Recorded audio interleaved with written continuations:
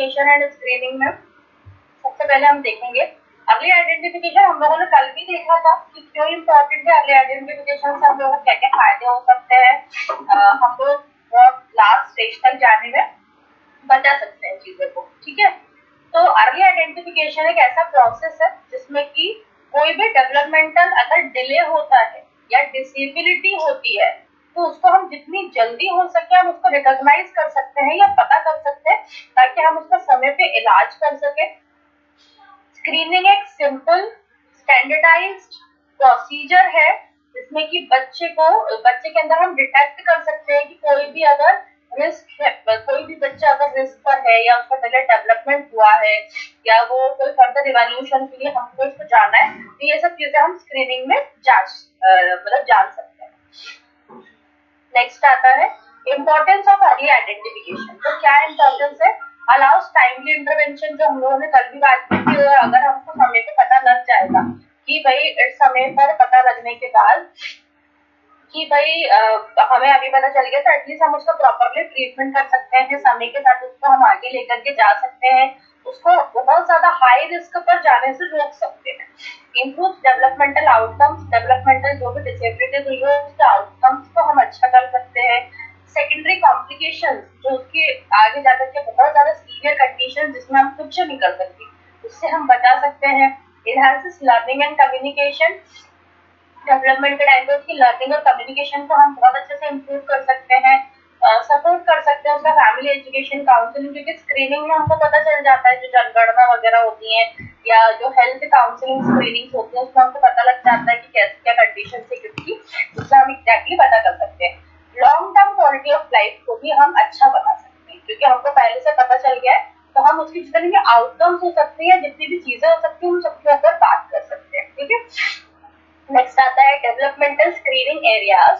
तो gross motor skills, fine motor skills, यानी gross motor skills मतलब कि जो उनके मेन चीजें हैं, जैसे कि कैसे उठना है, कैसे बैठना है, कैसे क्या चीजें करना है, कैसे बोलना है, कैसे समझना है, कैसे समझ के सब चीजें करना है, अंडरस्टैंडिंग या किसी भी चीज को देख करके कैसे रिस्पॉन्स करना है। Fine motor skills, language development उनका, cognitive skills, social interactions, emotional development और अडैप्टिव बिहेवियर, इन सब चीजों को देख करके हमको समझना होता है। स्क्रीनिंग हम कर सकते हैं जिससे कि हमको समझ में आएगा कि किसी भी बच्चे में कोई डेवलपमेंटल डिसेबिलिटी है या नहीं, ठीक है। नेक्स्ट आता है warning science requiring referral.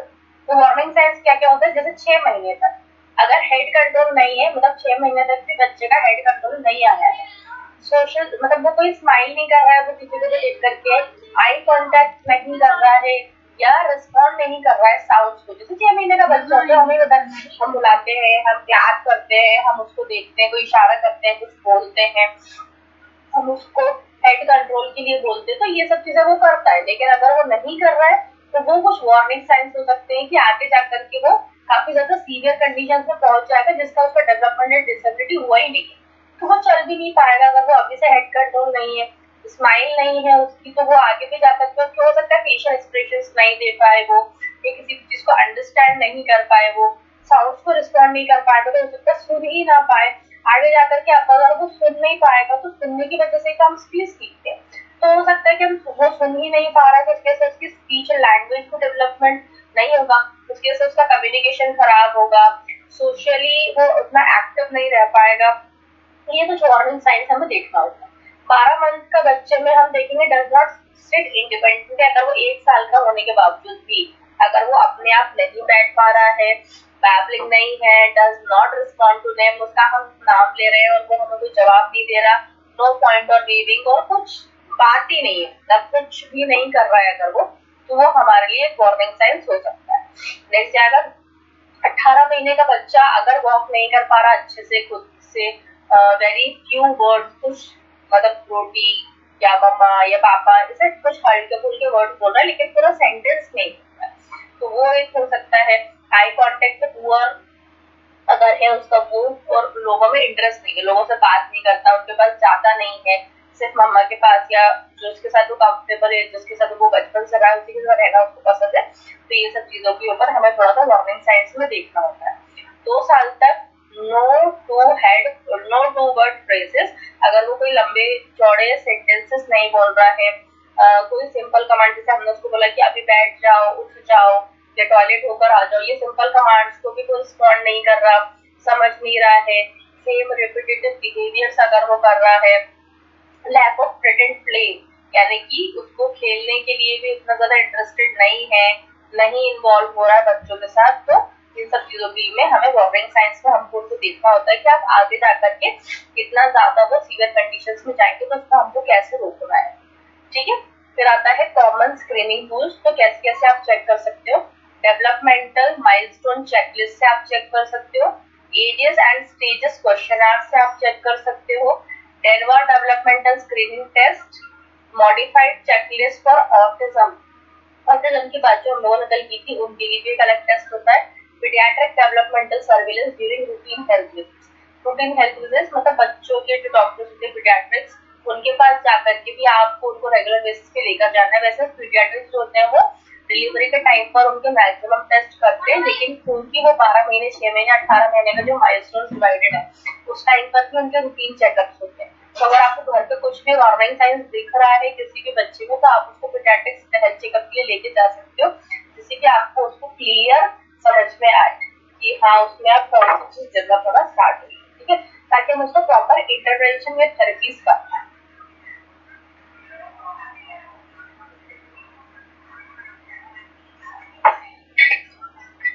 Next आएगा role of yoga in early intervention. अब योगा का क्या रोल है, अगर डेवलपमेंटल फेलियर हो रहा है, डिलेड हो रहा है, नॉर्मल है, तो उसमें रोल क्या है योगा का। तो yoga can complement medical and educational intervention by helping children. Complement मतलब साथ दे सकता है, आप ये नहीं बोल सकते कि योगा से ही आप पूरा ठीक कर सकते हैं। Yoga is a supportive thing, complement medical education intervention हो सकता है। ये आपके मोटर कोऑर्डिनेशन और बैलेंस को बढ़ाते हैं, क्योंकि योगा में हम कुछ एक्टिविटीज करवाते हैं, उससे इनहेंस करता है, या कंसंट्रेशन, अटेंशन और मेडिटेशन करवाएंगे, चैंटिंग्स करवाएंगे, ब्रीदिंग टेक्निक्स, प्राणायाम करवाएंगे, तो उससे उनका कंसंट्रेशन, अटेंशन बहुत अच्छा हो जाता है, बॉडी अवेयरनेस उनको समझ में आती है, एंजाइटी और हाइपर एक्टिविटी उनकी धीरे धीरे करके कम होने लग जाती है, इमोशनल रेगुलेशन उनका अच्छा हो जाता है, plus build confidence and social participation through group activities. ठीक है, ग्रुप एक्टिविटीज यानी ऐसे 5-6 बच्चों को बिठा लिया हमने और उनमें धीरे धीरे करके उनसे बुलवाया, उनके 4-5 बच्चों के सामने बोले, उनकी झिझक खत्म हो जाएगी, वो पार्टिसिपेट करेंगे एक्टिविटीज में जिसमें सारे बच्चे पार्टिसिपेट करें, आपको ऐसी एक्टिविटीज करवाना है। तो इस तरह से योगा जो है वो इन सब चीजों में आपकी हेल्प कर सकता है। यहाँ पे यूनिट 1 खत्म हो गई है, मैं फिर से पूछ रही हूँ किसी कोई डाउट है? नो मैम, ठीक। यूनिट 2 है टाइप्स ऑफ डेवलपमेंटल चैलेंज। तो अब हम देखेंगे कि कौन कौन से, मैंने आप लोगों को कल बताया था कि हम सारे डिसऑर्डर्स को थोड़ा डिटेल में पढ़ने वाले हैं, तो वो सेकंड यूनिट में रहेगा डेवलपमेंटल चैलेंज। तो पहला हम लोगों ने देखा था autism spectrum disorder, ASD।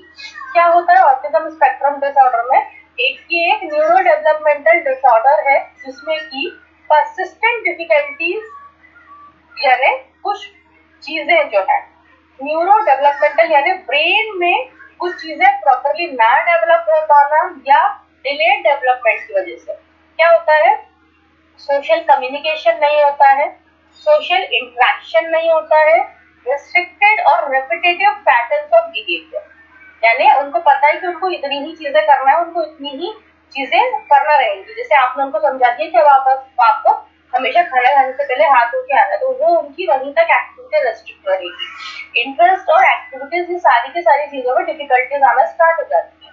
Symptoms usually appear before the age of 3 years। 3 साल से पहले सिम्टम्स जो है वो धीरे धीरे करके हमें दिखना शुरू, धीरे धीरे करके हमको दिखना शुरू हो जाते हैं, and very widely in severity, और धीरे धीरे करके वो सिवियरिटी की तरफ जाते हैं, which is why it is called a spectrum disorder। Spectrum मतलब जो धीरे धीरे फैलना स्टार्ट होता है, इसलिए इसको ऑटिज्म स्पेक्ट्रम डिसऑर्डर बोलते हैं। ठीक है, कॉजेस क्या क्या हो सकते हैं, एग्जैक्ट कॉजेस अननोन, हमको नहीं पता कि एग्जैक्ट कारण उसका क्या है, बट सेवरल फैक्टर्स में कंट्रीब्यूट, लेकिन बहुत सारे कारणों की वजह से ऐसा हो सकता है।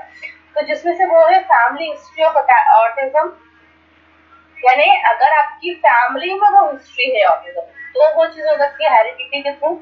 जीन म्यूटेशन मदर और फादर के जो जीन्स है उनकी वजह से हो सकता है। क्रोमोसोमल एबनॉर्मैलिटीज, ये तीन चीजों की वजह से जेनेटिक फैक्टर्स में है।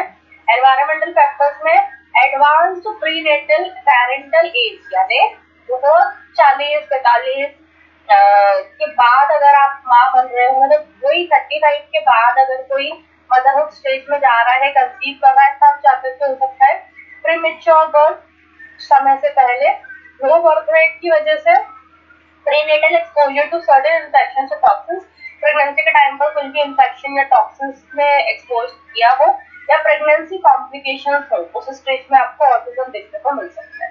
Vaccine do not cause autism, तो वैक्सीन की वजह से नहीं होता है। जैसे हम बोलते हैं ना कि आपने प्रेगनेंसी के टाइम पर ये दवाइयां ले ली, ये दवाइयां ले ली, इसलिए आपको ऐसा हो गया, बट उससे नहीं होता है। Extensive scientific research is found no causal, ठीक है।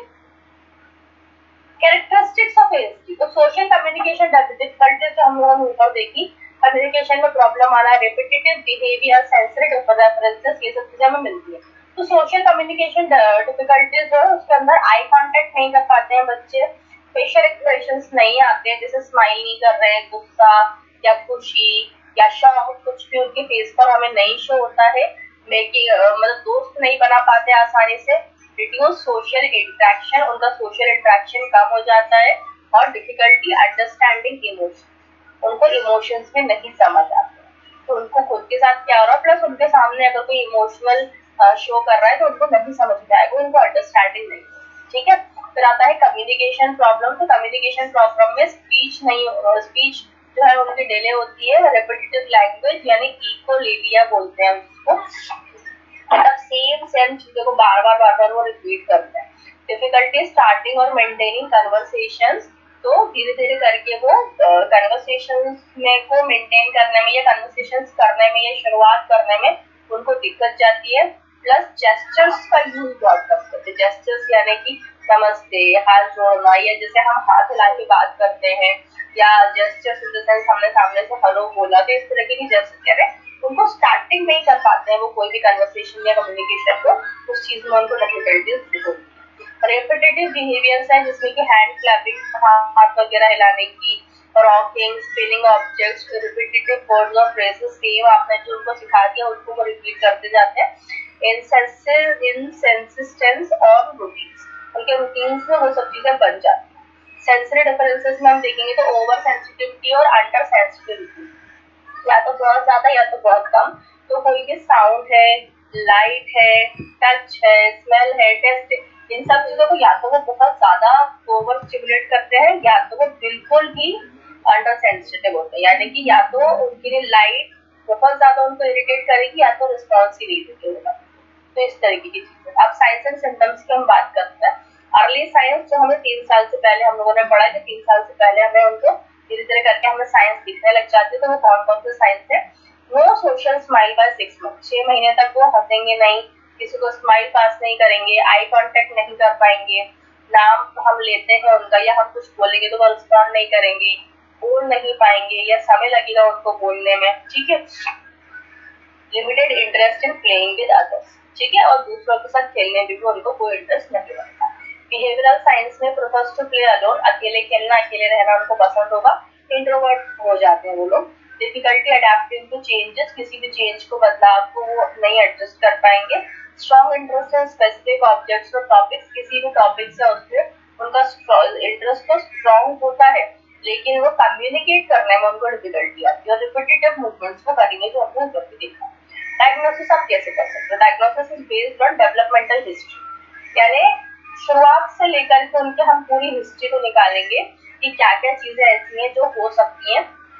क्लिनिकल ऑब्जर्वेशन देखना रहेगा कि उनकी मतलब उनकी माँ की इस एज में उन्होंने कंसीव किया, और उस टाइम पे हार्मोनल कंडीशन क्या थी, उन लोगों की जीन्स, डीएनए और म्यूटेशंस वगैरह सब चीज चेक करवाना रहेगी। माँ को किसी चीज में एक्सपोज तो नहीं करा, जो हम लोगों ने ऊपर कॉलेज में देखा, उन सब चीजों को हमको देखना रहेगा। या टोडलर्स या स्पेशलिस्ट जो है उन सब लोगों में हमें देखना है। Evolution by paediatrician, psychologist and developmental specialist, इन सब चीजों की वजह से हम इवेल्युएट कर रहे हैं। मैनेजमेंट कैसे होता है, मेडिकल और थेरेपेटिक अप्रोचेस में अगर हम देखते हैं तो स्पीच थेरेपी हम करवाते हैं। आप लोगों को मैंने बताया था कि अगर कोई नहीं बोल पाता तो उसको स्पीच थेरेपी के लिए भेजा, जिससे कि वो धीरे धीरे करके बोलना शुरू करता है। ऑक्यूपेशनल थेरेपीज होती है जिसमें उसको चीजों में किया जाता है।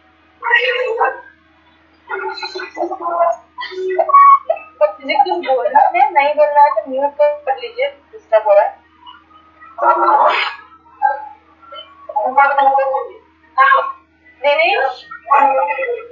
कर लीजिए, डिस्टर्बेंस आ रहा है आपकी साइड से।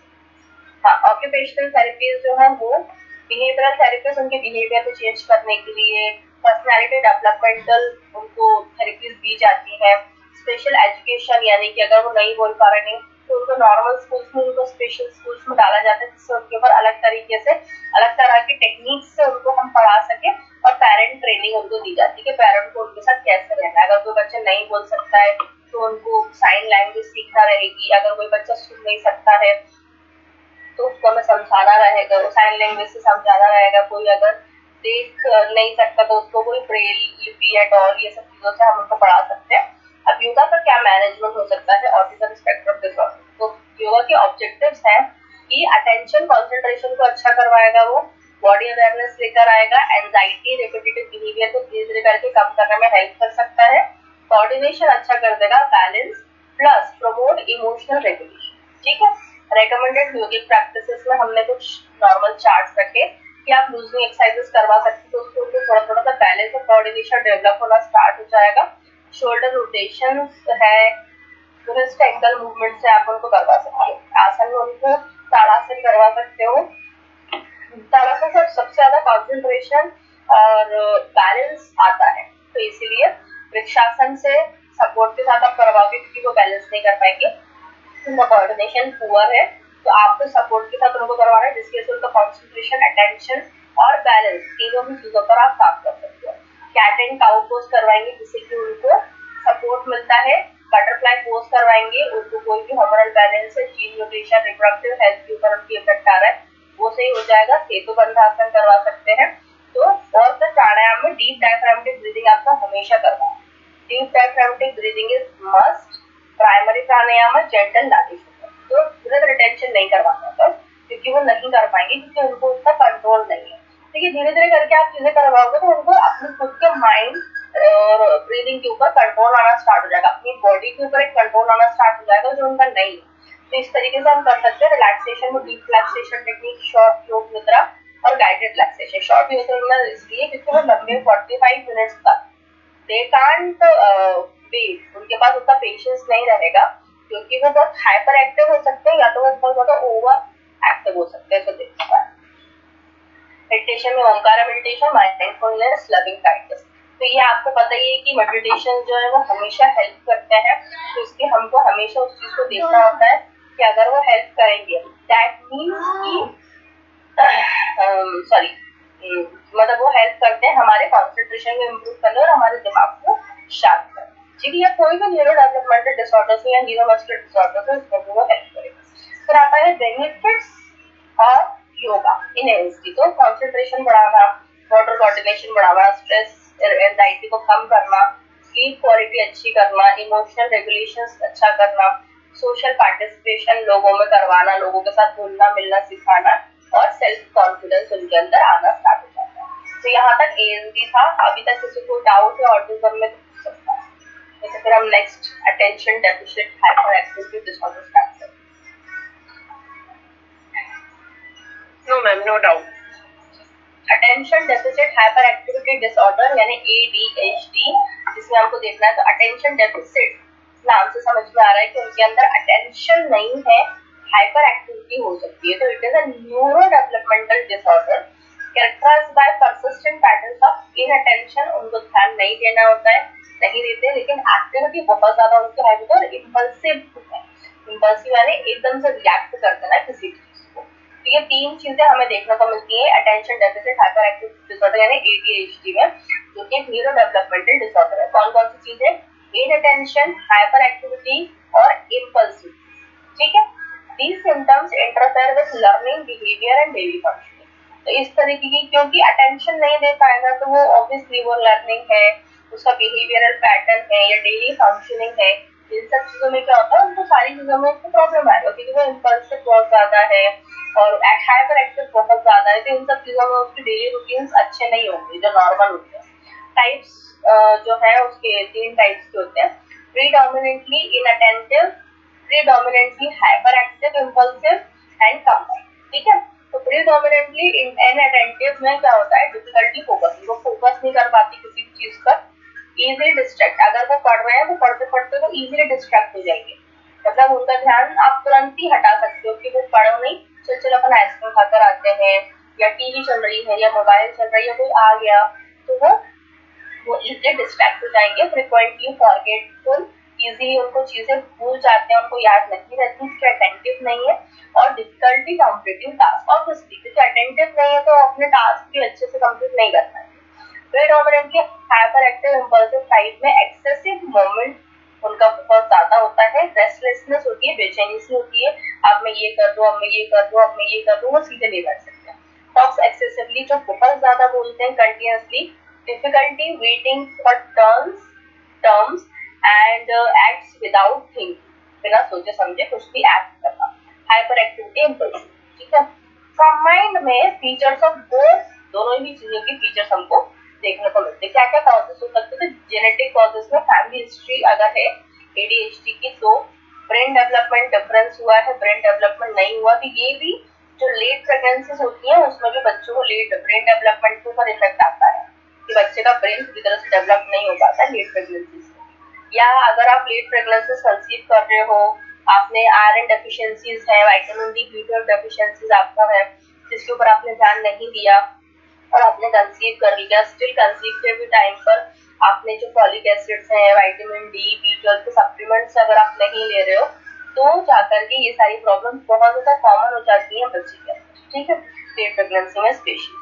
एनवायरमेंटल फैक्टर्स में देखेंगे तो प्रीमेच्योर बर्थ की वजह से लो बर्थ वेट, यानी बच्चा का जब बर्थ हुआ उस टाइम पर उसका वेट बहुत ज्यादा कम है, प्रीनेट अब कम है तो वहीं से समझ में आ रहा है कि उसका डेवलपमेंट प्रॉपर नहीं हुआ है, तो ना फिजिकल डेवलपमेंट नहीं हुआ तो ऑब्वियसली मेंटल डेवलपमेंट भी नहीं हुआ, और प्रीमेच्योर डिलीवरी हो गई है तो फिर उसका ब्रेन जो लास्ट के जो 8-9 मंथ में जो डेवलपमेंट होता है वो उसका नहीं होता है, उसके इसमें हो सकता है, ये तो हम लिंक कर सकते हैं ऐसे, prenatal exposure to tobacco, alcohol and sudden, या अगर आपने प्रेगनेंसी के टाइम पर अगर ये सब एक्सपोज किया है तब भी बच्चे को ये सारी प्रॉब्लम्स हो सकती है, प्लस लीड एक्सपोजर। ठीक है, सिम्टम्स की बात हम करते हैं। इनअटेंशन में देखा जाए 3 लेवल पे हम इसके सिम्टम्स देखेंगे। इनअटेंशन में कॉन्सेंट्रेट नहीं कर पाएगा बच्चा, केयरलेस मिस्टेक्स करेगा, सेम मिस्टेक्स वो बार बार दोहराएगा क्योंकि अटेंशन नहीं है, उसका poor organisation, frequently loses belongings, ठीक है, यानी वो अपनी चीजें बहुत आसानी से खो देता है, और इजीली डिस्ट्रैक्टेड, और आसानी से उसका ध्यान भी भटक जाता है, जो हमने ऊपर से देखा था। हाइपर एक्टिविटी में कांस्टेंट फाइटनिंग फिटटिंग होता है, यानी कि वो कंटिन्यूअसली किसी न किसी चीज में लगा रहेगा, रन्स और क्लाइंब्स एक्सेसिवली, जैसे बड़े बच्चों की तरह से, डिफिकल्टी सिटिंग स्टिल, वो बैठ नहीं पाता ज्यादा देर, और टेक्स्ट टॉक्स एक्सेसिव। इंपल्सिविटी में इंटरप्ट्स अदर्स, यानी वो दूसरों को भी परेशान करते हैं, वेट नहीं कर सकते क्योंकि वो बहुत ज्यादा हाइपर एक्टिव है, इंपल्सिव है, पेशेंस नहीं है उनके पास, एक्ट्स विदाउट कंसीडरिंग कंसीक्वेंसेस। ठीक है, डायग्नोसिस की बात करेंगे तो diagnosis involves clinical evaluation, clinical level पर आप समझ सकते हो, डेवलपमेंटल बिहेवियरल हिस्ट्री के हिसाब से आप उनको इवैल्यूएट कर सकते हो, उनकी आप डेवलपमेंटल हिस्ट्री हो या आपकी जो माइलस्टोन्स हम लोगों ने पढ़े थे उससे आप कंपेयर कर सकते हो, या बिहेवियर हिस्ट्री से आप कंपेयर कर सकते हो। Reports from parents and teachers, तो पेरेंट्स और टीचर्स के साथ उनकी रिपोर्ट्स को आप देख सकते हो। स्टैंडर्ड डायग्नोस्टिक क्राइटेरिया जो आपको है वो देखना होता है, मैनेजमेंट कैसे करोगे। मेडिकल एजुकेशनल अप्रोचेस के थ्रू, बिहेवियरल थेरेपीज में आपको कर सकते हो आप हेल्प, पेरेंट ट्रेनिंग कर सकते हो, school growth intervention, parent training देखो ये जो भी डेवलपमेंटल साइकोलॉजी साइकोसोमैटिक डिसऑर्डर्स इन सब चीजों में पेरेंट ट्रेनिंग इसलिए इम्पोर्टेंट है क्योंकि बच्चा मैक्सिमम टाइम अपने घर पर है, और बच्चे का जो फर्स्ट स्कूल होता है वो हमेशा उसके पेरेंट्स, उसकी फैमिली होती है, तो अगर बच्चा उस टाइम पर बहुत ज्यादा क्या है हेल्पफुल है और उसके पेरेंट्स उसको अच्छा ट्रीट कर रहे हैं, उसके पेरेंट्स उसको अच्छे से चीजें समझा सकते हैं, दैट मीन्स कि वो धीरे धीरे करके उसके अंदर चेंजेस आना स्टार्ट हो गए। माइंड भी चिल्ला-चूल कर रहे हैं, नहीं समझ रहे हैं उसकी चीजें, उसकी फैमिली नहीं सपोर्ट कर रही है उसको, तो फिर उसके साथ इंटरवेंशन या किसी भी थेरेपेटिक मीडिया से उसको ठीक करना बहुत मुश्किल हो जाता है। इसलिए हर इस तरह के मेडिकल इश्यूज में parent timing is must. School based intervention, school में भी आपको समझाना होता है टीचर्स को, या स्पेशल स्कूल्स में आप उसको डालो। Medications well prescribed bye a physician, ठीक है। योगा मैनेजमेंट क्या क्या हो सकता है? ऑब्जेक्टिव है हमारा अटेंशन अच्छा करना उसका, क्योंकि वो इनअटेंटिव है। हाइपर एक्टिविटी उसकी धीरे धीरे करके रिड्यूस करना, सेल्फ कंट्रोल बढ़ाना, इमोशनल रेगुलेशन को सही करना और कोऑर्डिनेशन और बैलेंस अच्छा करना, ठीक है। रेकमेंडेड योगिक प्रैक्टिसेस तो वही warm up, gentle stretching, breathing exercise हम लोगों ने करवा दी। आसन में ताड़ासन, वृक्षासन, वज्रासन, वही जिससे हम अटेंशन बढ़ा सकते हैं, उनकी हाइपर एक्टिविटी और इम्पल्सिविटी कम कर सकते हैं, वो सारे पोस्टर्स उसके बारे में हम सबको ऑलरेडी नॉलेज है, तो वही सब नाम है, cat and cow pose, child pose, Setu Bandhasana, ये सब प्राणायाम हम लोगों ने ऊपर देखे थे। रिलैक्सेशन में योग निद्रा, टीआरटी, होम मेडिटेशन में ओमकारा, माइंडफुलनेस, काइट। बेनिफिट्स क्या हो सकते हैं? ये कंसंट्रेशन, अटेंशन बढ़ाएगा, इम्पल्सिव बिहेवियर को सही करेगा, क्योंकि पेशेंस आती है। योगा जो है तो बहुत शांति से होता है, पीस के साथ होता है, तो वो कामनेस आपके अंदर आएगी, इमोशनल कंट्रोल आएगा, प्लस पोस्चर कोऑर्डिनेशन अच्छा हो जाएगा आपका, बेटर स्लीप, एंजाइटी, स्ट्रेस कम हो जाएगा और सेल्फ एस्टीम, कॉन्फिडेंस को वो अच्छा करता है। डिफरेंस हम देख सकते हैं एएसडी और एडीएचडी में। तो ऑटिज्म जो है उसमें सबसे ज्यादा जो डिफिकल्टी है वो सोशल कम्युनिकेशन और रेपिटेटिव बिहेवियर्स या रेस्ट्रिक्टेड बिहेवियर्स के ऊपर आती है। लेकिन इसमें 3 चीजें हैं, उन वर्ड्स को आप याद रखोगे तो आपको एडीएचडी समझ में आ जाएगा। आप लोगों को इतना डिटेल में नहीं पूछा जाएगा, बट जनरली हम लोग पढ़ रहे हैं ताकि हमें योगा का इंटरवेंशन या चाइल्ड डेवलपमेंट समझ में आए, ठीक है। तो मेन डिफिकल्टीज काय में आती है? अटेंशन में, हाइपर एक्टिविटी और इम्पल्सिविटी। 3 वर्ड्स आप याद रखोगे that is related to ADHD, ठीक है। फिर आता है may avoid eye contact. Autism में बच्चा आई कांटेक्ट नहीं कर पाता है, और एडीएचडी में नॉर्मली वो आई कांटेक्ट कर सकता है।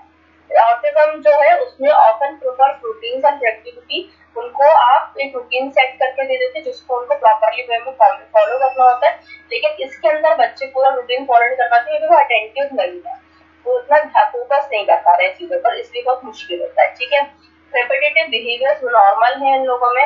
हाइपर एक्टिविटी, इम्पल्सिविटी बहुत ज्यादा होती है, तो वो तो उसका कॉज ही है, वो 3 चीजों से मिलकर ही वो है, तो दोनों चीजें रहेंगी। सेंसरी सेंसिटिविटी इसमें बहुत कॉमन है ऑटिज्म में, इसमें सेंसरी जो है वो इतनी ज्यादा वो नहीं होती, इंपॉर्टेंस नहीं होती एडीएचडी में। लैंग्वेज डिले में भी प्रेजेंट, लैंग्वेज डिले होती है ऑटिज्म में, और इसमें language development is usually typical to attention can affect communication. इसलिए क्या तक क्लियर है सबको? थर्ड हम सेरेब्रल पाल्सी स्टार्ट करें। Yes ma'am.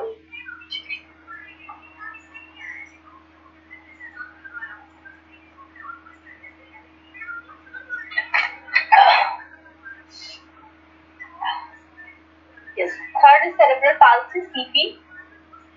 मैक्सिमम ये भी लेट प्रेगनेंसीज में हमें देखने को मिलती है, ठीक है, तो हम इसको एक बार देखते रहते हैं। Cerebral palsy is a group of permanent disorders, ठीक है। परमानेंट डिसऑर्डर्स का एक ग्रुप है जिसमें कि मूवमेंट अफेक्ट होते हैं, बच्चे के मूवमेंट्स नॉर्मल नहीं होंगे, उसका पोस्चर नॉर्मल नहीं होगा, मसल कोऑर्डिनेशन उसका नॉर्मल नहीं होगा, जो किसकी वजह से होता है? किसी भी तरह का डैमेज अगर है, ब्रेन जब डेवलप हो रहा था उस टाइम पर, या किसी चोट की वजह से, किसी भी वजह से, जैसे प्रेगनेंसी में माँ के साथ कुछ होता है, कोई हादसा होता है, कोई चोट होती है, उसकी वजह से भी सीपी या सेरेब्रल पाल्सी में देखने को मिलती है। बिफोर, ड्यूरिंग और शॉर्टली आफ्टर बर्थ, ठीक है। Brain injury is non progressive, बढ़ती तो नहीं है, but it affects on movement and function that may change as a child, ठीक है। लेकिन वो मूवमेंट और फंक्शन दोनों चीजों को अफेक्ट करती है। जैसे जैसे बच्चा बड़ा होते जाता है वो चेंजेस आते हैं उसमें। कॉजेस क्या क्या हो सकते हैं? प्रीनेटल कॉजेस में ब्रेन माल्फॉर्मेशन, अगर माँ ने अच्छे से ध्यान नहीं दिया लेट प्रेगनेंसी में, स्पेशली मैटरनल इन्फेक्शंस हुए हैं, या जेनेटिक एब्नॉर्मलिटीज है, या मैटरनल मालन्यूट्रिशन, इन 4 केसेस की वजह से। मालन्यूट्रिशन क्यों आएगा पता ही आपको, तो डेवलपमेंट प्रॉपर ही नहीं हो पाएगा, माँ का न्यूट्रिशन प्रॉपर नहीं मिल जाएगा। पेरिनेटल यानी उस टाइम पर बर्थ एस्फिक्सिया, यानी ऑक्सीजन की कमी अगर थी बच्चे को उस टाइम पर, या माँ को बर्थ के टाइम पर प्रीमेच्योर बर्थ हुआ है, लो बर्थ वेट है, या बर्थ ट्रॉमा अगर है, इन चारों कंडीशन से पोस्टनेटल में मेनिंजाइटिस अगर हो जाता है बच्चे को, एंसेफेलाइटिस, हेड इंजरी या स्ट्रोक इन्फेक्शन अगर हो जाता है, तो इन केसेस में उसको सीपी की प्रॉब्लम हो सकती है। जो सेरेब्रल पाल्सी है उसके अलग अलग टाइप्स होते हैं, 4 तरह के। स्पास्टिक सेरेब्रल पाल्सी में मोस्ट कॉमन टाइप है जिसमें कि मसल टोन यानी मसल स्टिफ हो जाती है, डिफिकल्टी विद मूवमेंट, कोई भी मूवमेंट नहीं कर सकता। काइनेटिक सेरेब्रल पाल्सी में इनवॉलंटरी मूवमेंट यानी उसको नहीं पता लेकिन उसका हाथ हिल रहा है या वो चाह रहा है यहाँ पहुंचा रहा है उसका हाथ, लेकिन उसका नहीं आगे जा रहा है उसका हाथ, उसको ले जाना है राइट साइड, वो जा रहा है लेफ्ट साइड, ठीक है। Ataxic cerebral palsy, poor imbalance, unsteady walking, उसकी वजह से कोऑर्डिनेशन में प्रॉब्लम्स आती है। फिर आता है मिक्स्ड सेरेब्रल पाल्सी, मिक्स्ड में सारे दो या दो से ज्यादा कोई भी ऊपर जो हमने पढ़े तो वो हो सकते हैं, तो वो मिक्स्ड सेरेब्रल पाल्सी होगी। यानी सारे ही तरह के सिम्टम्स हमको उसको देखने को मिलेंगे, मसल स्टिफनेस भी आ जाएगी, कोऑर्डिनेशन नहीं रहेगा, इनवॉलंटरी मूवमेंट्स रहेंगी, ये सारी साइंस और सिम्टम्स की बात करते हैं तो मोटर माइलस्टोन्स जो हम दोनों ऊपर पढ़े थे वो डिले होते हैं, पुअर मसल कोऑर्डिनेशन नहीं आता, सॉरी मसल कोऑर्डिनेशन नहीं आता है, मसल स्टिफनेस रहती है, फ्लॉपीनेस रहती है, वॉकिंग नहीं कर पाते हैं, बैलेंस पुअर रहता है, स्पीच डिफिकल्टीज है, डिफिकल्ट स्वेलोइंग है, जॉइंट कॉन्ट्रैक्शंस रहते हैं, प्लस सीजर्स इन सब, ठीक है, यानी सीजर्स यानी फिट्स वगैरह भी आता है। डायग्नोसिस कैसे करेंगे? डेवलपमेंटल हिस्ट्री से, सब लोगों में डेवलपमेंटल हिस्ट्री से डायग्नोसिस हो रहा है। Neurological examination, brain imaging, MRI, CT scan अगर इंडिकेट कर रहा है तो मोटर फंक्शन असेसमेंट के थ्रू आप उसको डायग्नोसिस करते हैं। योगा मैनेजमेंट में का ऑब्जेक्टिव है फ्लेक्सिबिलिटी अच्छी करना क्योंकि मसल स्टिफनेस है, बैलेंस कोऑर्डिनेशन बढ़ाना क्योंकि उनकी मसल्स में बिल्कुल कोऑर्डिनेशन नहीं है, इनवॉलंटरी मूवमेंट्स हो रहा है, इस वजह से मसल स्टिफनेस को कम करेंगे, पोस्चर अच्छा करेंगे और रिलैक्सेशन को बढ़ाएंगे, ठीक है। रेकमेंडेड प्रैक्टिसेस में वही सेम चीजें ही हैं, जेंटल मूवमेंट्स असिस्टेड, आसन में वही Tadasana, Vrikshasana, cat cow, butterfly, child, तो ये 4-5 आसना जो है वो balance, movement, coordination, voluntary control, इन सब चीजों के लिए हेल्पफुल है, इसलिए इन सारी चीजों का हम लोगों ने इसमें करवाया है। प्राणायाम में डीप ब्रीदिंग, भ्रामरी, योग निद्रा इत्यादि आप करवा सकते हैं। बेनिफिट्स में वही मसल फ्लेक्सिबिलिटी अच्छी हो जाएगी, उनकी स्टिफनेस चली जाएगी, बैलेंस और पोस्चर कर पाएंगे वो, स्पैस्टिसिटी कम हो जाएगी तो धीरे धीरे करके उनके मूवमेंट स्टार्ट हो जाएंगे, ब्रीदिंग कंट्रोल आ जाएगा उनका, promotes confidence and emotional well, ठीक। फोर्थ है डाउन सिंड्रोम, सेरेब्रल पाल्सी में किसी को डाउट है? नो मैम, ठीक है। नेक्स्ट आता है हमारा down syndrome.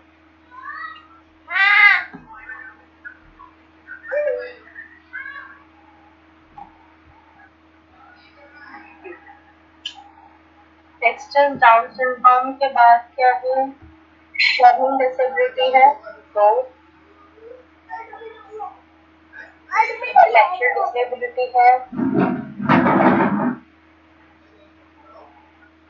Speech language disorders है, ठीक है, मतलब 4 डिसऑर्डर्स है, ठीक है।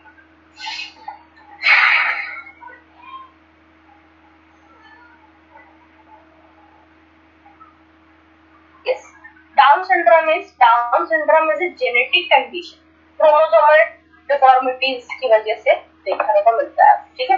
Down syndrome is a genetic condition caused by presence of an extra copy of chromosome, यानी extra copy of chromosome, trisomy 21 chromosome की वजह से।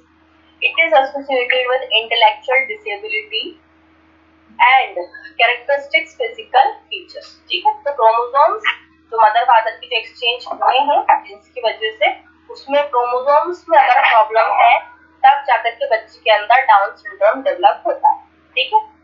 कॉजेस में देखा जाए तो non disjunction during cell division, यानी मोस्ट कॉमन क्या है, सेल डिवीजन के टाइम पर उसमें प्रॉब्लम आई, ट्रांसलोकेशन और मोज़ेइकिज्म, वो तो रेयर कंडीशन है तो ऐसे शेप देखना पड़ेगा। रिस्क फैक्टर्स में इंक्रीज्ड मैटरनल एज, वही 35 के बाद जो मैंने आप लोगों को बताया, अगर आप करते तो increases the livelihood but does not mean younger mothers can not have a child with Down syndrome. 35 के बाद चांसेस बढ़ जाते हैं, रिस्क बढ़ जाता है, लेकिन ऐसा नहीं है कि कम एज की माओ को नहीं हो सकता, क्योंकि क्रोमोसोमल डिफॉर्मिटीज किसी के अंदर भी हो सकती है। कैरेक्टरिस्टिक्स की बात करते हैं तो फिजिकल फीचर्स में तो फ्लैट फेशियल प्रोफाइल, उनकी फेस पर ऐसे कोई एक्सप्रेशंस नहीं आते हैं, अपवर्ड स्लैंटिंग आईज, उनकी जो आंखें होती हैं वो स्लैंटिंग वे में होती हैं, छोटे छोटे से कान होते हैं, short neck, single palmar crease and low muscle tone, hypotonia, इस तरीके की चीजें, और शॉर्ट स्टिचेस, छोटी हाइट के होते हैं। तो ये उनके कुछ साइंस, जो उनके क्या है साइंस है, फिजिकल फीचर्स वो दिखते हैं ऐसे डाउन सिंड्रोम वाले। आप लोगों ने भी देखे होंगे कहीं ना कहीं, आजकल तो टीवीज में भी दिखाते हैं इजीली, तो काफी जगह पे डाउन सिंड्रोम हम लोगों को इजीली देखने को मिल जाता है, क्लियर समझ में आता है फिजिकल फीचर्स से। डेवलपमेंटल फीचर्स में mild to moderate intellectual disability, वो इतना समझ नहीं पाते हैं चीजों को, स्पीच और लैंग्वेज उनकी डिले होती है, मोटर डेवलपमेंट डिले हो जाता है, लर्निंग डिफिकल्टीज उनको आती है। एसोसिएटेड हेल्थ प्रॉब्लम्स में कंजेनाइटल हार्ट डिफेक्ट्स, तो उनके अंदर कंजेनाइटल हार्ट डिफेक्ट्स भी देखने को मिल सकते हैं डाउन सिंड्रोम वालों में। Thyroid disorder, hearing vision problems भी, ऑब्स्ट्रक्टिव स्लीप एपनिया, उनकी नींद के साथ प्रॉब्लम्स, और इंक्रीज रिस्क ऑफ इन्फेक्शन उनके अंदर हम देख सकते हैं। डायग्नोसिस कैसे होगा, तो प्रीनेटल में अगर हम देखें तो स्क्रीनिंग टेस्ट जो होते हैं मां के, उसमें डायग्नोस्टिक टेस्ट जैसे कि कोरियोनिक वेलस सैंपलिंग और एमनियोसेंटेसिस व्हेन इंडिकेटेड, तो लेट एज जो मैटरनल एज है उस टाइम पर स्पेशली इस तरीके के टेस्ट करवाए जाते हैं, जिससे कि पहले से पता चल जाए तो हम कुछ इंटरवेंशन कर सकें उस केस का। पोस्टनेटल में क्लिनिकल एग्जामिनेशन या क्रोमोसोम एनालिसिस से आप पता कर सकते हो। योगा मैनेजमेंट में वही मसल टोन अच्छी करना, बैलेंस कोऑर्डिनेशन इंप्रूव करना, कंसंट्रेशन अच्छा करना, सोशल इंटरेक्शन बढ़ाना। रेकमेंडेड प्रैक्टिस में वही ताड़ासन, बटरफ्लाई जो हम लोग शुरू से पढ़ रहे हैं, क्योंकि यही सब बैलेंसिंग पोस्चर्स हैं, सपोर्टिव कोऑर्डिनेटेड पोस्चर्स है, तो उसको हमें देखना होता है। फिर आता है डीप डायफ्रामेटिक ब्रीदिंग गाइडेड, ये सब तो बेनिफिट्स में आएगा। फ्लेक्सिबिलिटी आप अच्छी कर सकते हो उनकी, enhances muscle strength, increase attention span, plus improves emotional well-being और social participation आप उनका बढ़ा सकते हो। फिर फिफ्थ आएगा लर्निंग डिसेबिलिटीज, यानी स्पेसिफिक लर्निंग डिसऑर्डर। तो लर्निंग से समझ में आ रहा है कि उनको लर्निंग के टाइम पर प्रॉब्लम है, तो वो स्पेसिफिक कोई भी लर्निंग डिसऑर्डर है उसको हम देखेंगे। तो learning disabilities are neuro developmental disorders that interfere with the ability to acquire, यानी एक ऐसा न्यूरो डेवलपमेंटल डिसऑर्डर है जो कि आप चीजें सीखने में, समझने में और इंफॉर्मेशन को कब कहाँ पे, जैसे फॉर एग्जांपल हमने आपको सिखा दिया कि आपको हैंड वॉशिंग करना है, लेकिन आपको कब करना है कब नहीं करना है वो इंटेलिजेंस आपको देती है। तो वो लर्निंग डिलेड या डिसेबिलिटीज जो होती है, ये सब चीजें लर्निंग डिसेबिलिटीज में आती है। चिल्ड्रन हैव एवरेज और अबव एवरेज इंटेलिजेंस, बच्चे जो होते हैं उसके अंदर अबव या एवरेज या एवरेज से ज्यादा इंटेलिजेंस लेवल पे उनको फर्क पड़ता है, but experience significant difficulties in specific academics. Intelligent वो बहुत होते हैं बट एकेडमिक स्किल्स में जो उनकी लर्निंग है वो अफेक्ट होती है। टाइप्स ऑफ लर्निंग में डिसलेक्सिया, डिस्ग्राफिया, डिसकैलिक्यूलिया, ये तीन चीजों के बेसिस पे हम देखते हैं। तो डिसलेक्सिया में डिफिकल्टी इन रीडिंग, बच्चे पढ़ नहीं पाते, ठीक है, तारे जमीन पर हमने तो देखा था डिसलेक्सिया था उसको, तो पढ़ नहीं पाता था, उसको वर्ड्स उल्टे सीधे दिखते थे, वर्ड रिकॉग्नाइज नहीं कर पाता है, स्पेलिंग नहीं पढ़ पाएगा बच्चा, और कॉम्प्रिहेंशन रीडिंग नहीं कर पाएगा। डिस्ग्राफिया में डिफिकल्टी इन हैंड राइटिंग, यानी पढ़ सकता है लेकिन लिख नहीं पाएगा, रिटन एक्सप्रेशंस नहीं दे पाएगा, स्पेलिंग्स में प्रॉब्लम आएगी, और फाइन मोटर कोऑर्डिनेशन का राइटिंग करना है, ठीक है। तो कैलक्यूलिया में मैथमेटिक्स में number concepts, calculations, problem solving, इन सब चीजों में आपको प्रॉब्लम आएगी, ठीक है। कारण क्या क्या हो सकते हैं, जेनेटिक फैक्टर्स, ब्रेन डेवलपमेंट और फंक्शंस में कोई भी difference, premature birth, low birth weight, environmental influences. Signs symptoms में एकेडमिक डिफिकल्टीज में अगर हम देखें तो वो पढ़ने में उसको दिक्कत जाएगी, लिख नहीं पाएगा या लिखेगा तो स्लो लिखेगा क्योंकि उसको डिफिकल्टीज है। मैथमेटिक्स उसको नहीं समझ आएगा या उसको नहीं, क्योंकि लर्निंग डिसेबिलिटी है, और पुअर स्पेलिंग, ये सब चीजें उसको हमें देखना चाहिए। कॉग्निटिव में मेमोरी प्रॉब्लम, क्योंकि लर्निंग नहीं है तो उसको याद भी नहीं रहेगा, उसका मेमोरीज भी नहीं वो होंगी, सेफ नहीं हो पाएंगी, डिफिकल्टीज फॉलोइंग इंस्ट्रक्शंस, आपकी इंस्ट्रक्शंस फॉलो नहीं कर पाएगा, ऑर्गेनाइजेशन पुअर रहेगा, और अटेंशन उसका कम रहेगा, वो इतना अटेंटिव नहीं रहेगा जितना नॉर्मल बच्चे होता है। इमोशनल डिफिकल्टीज में लो सेल्फ एस्टीम, खुद के लिए उसको कुछ ध्यान नहीं रखना, खुद के लिए चीजें नहीं होती हैं उसकी, एंजाइटी बहुत ज्यादा होती है, फ्रस्ट्रेशन होता है, और स्कूल अवॉइडेंस वो करता है, क्योंकि वहां पे नॉर्मल बच्चे दिखते हैं तो उसको खुद के लिए इंफीरियर फील होता है, सो वो एक डिफिकल्टी उसको अपने अंदर देखने को मिलती है।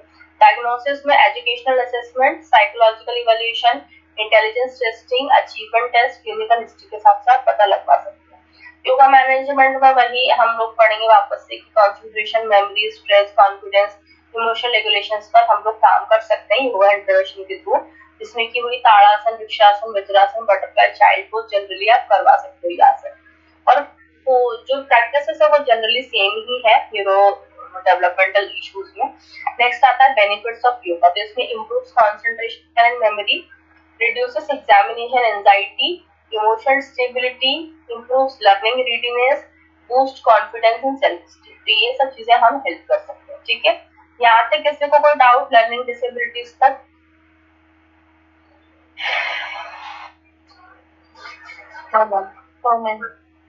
ठीक है, थोड़ा 5-7 मिनट का ब्रेक लेते हैं, देन विल स्टार्ट सिक्स्थ वाले इंटेलेक्चुअल डिसेबिलिटीज से।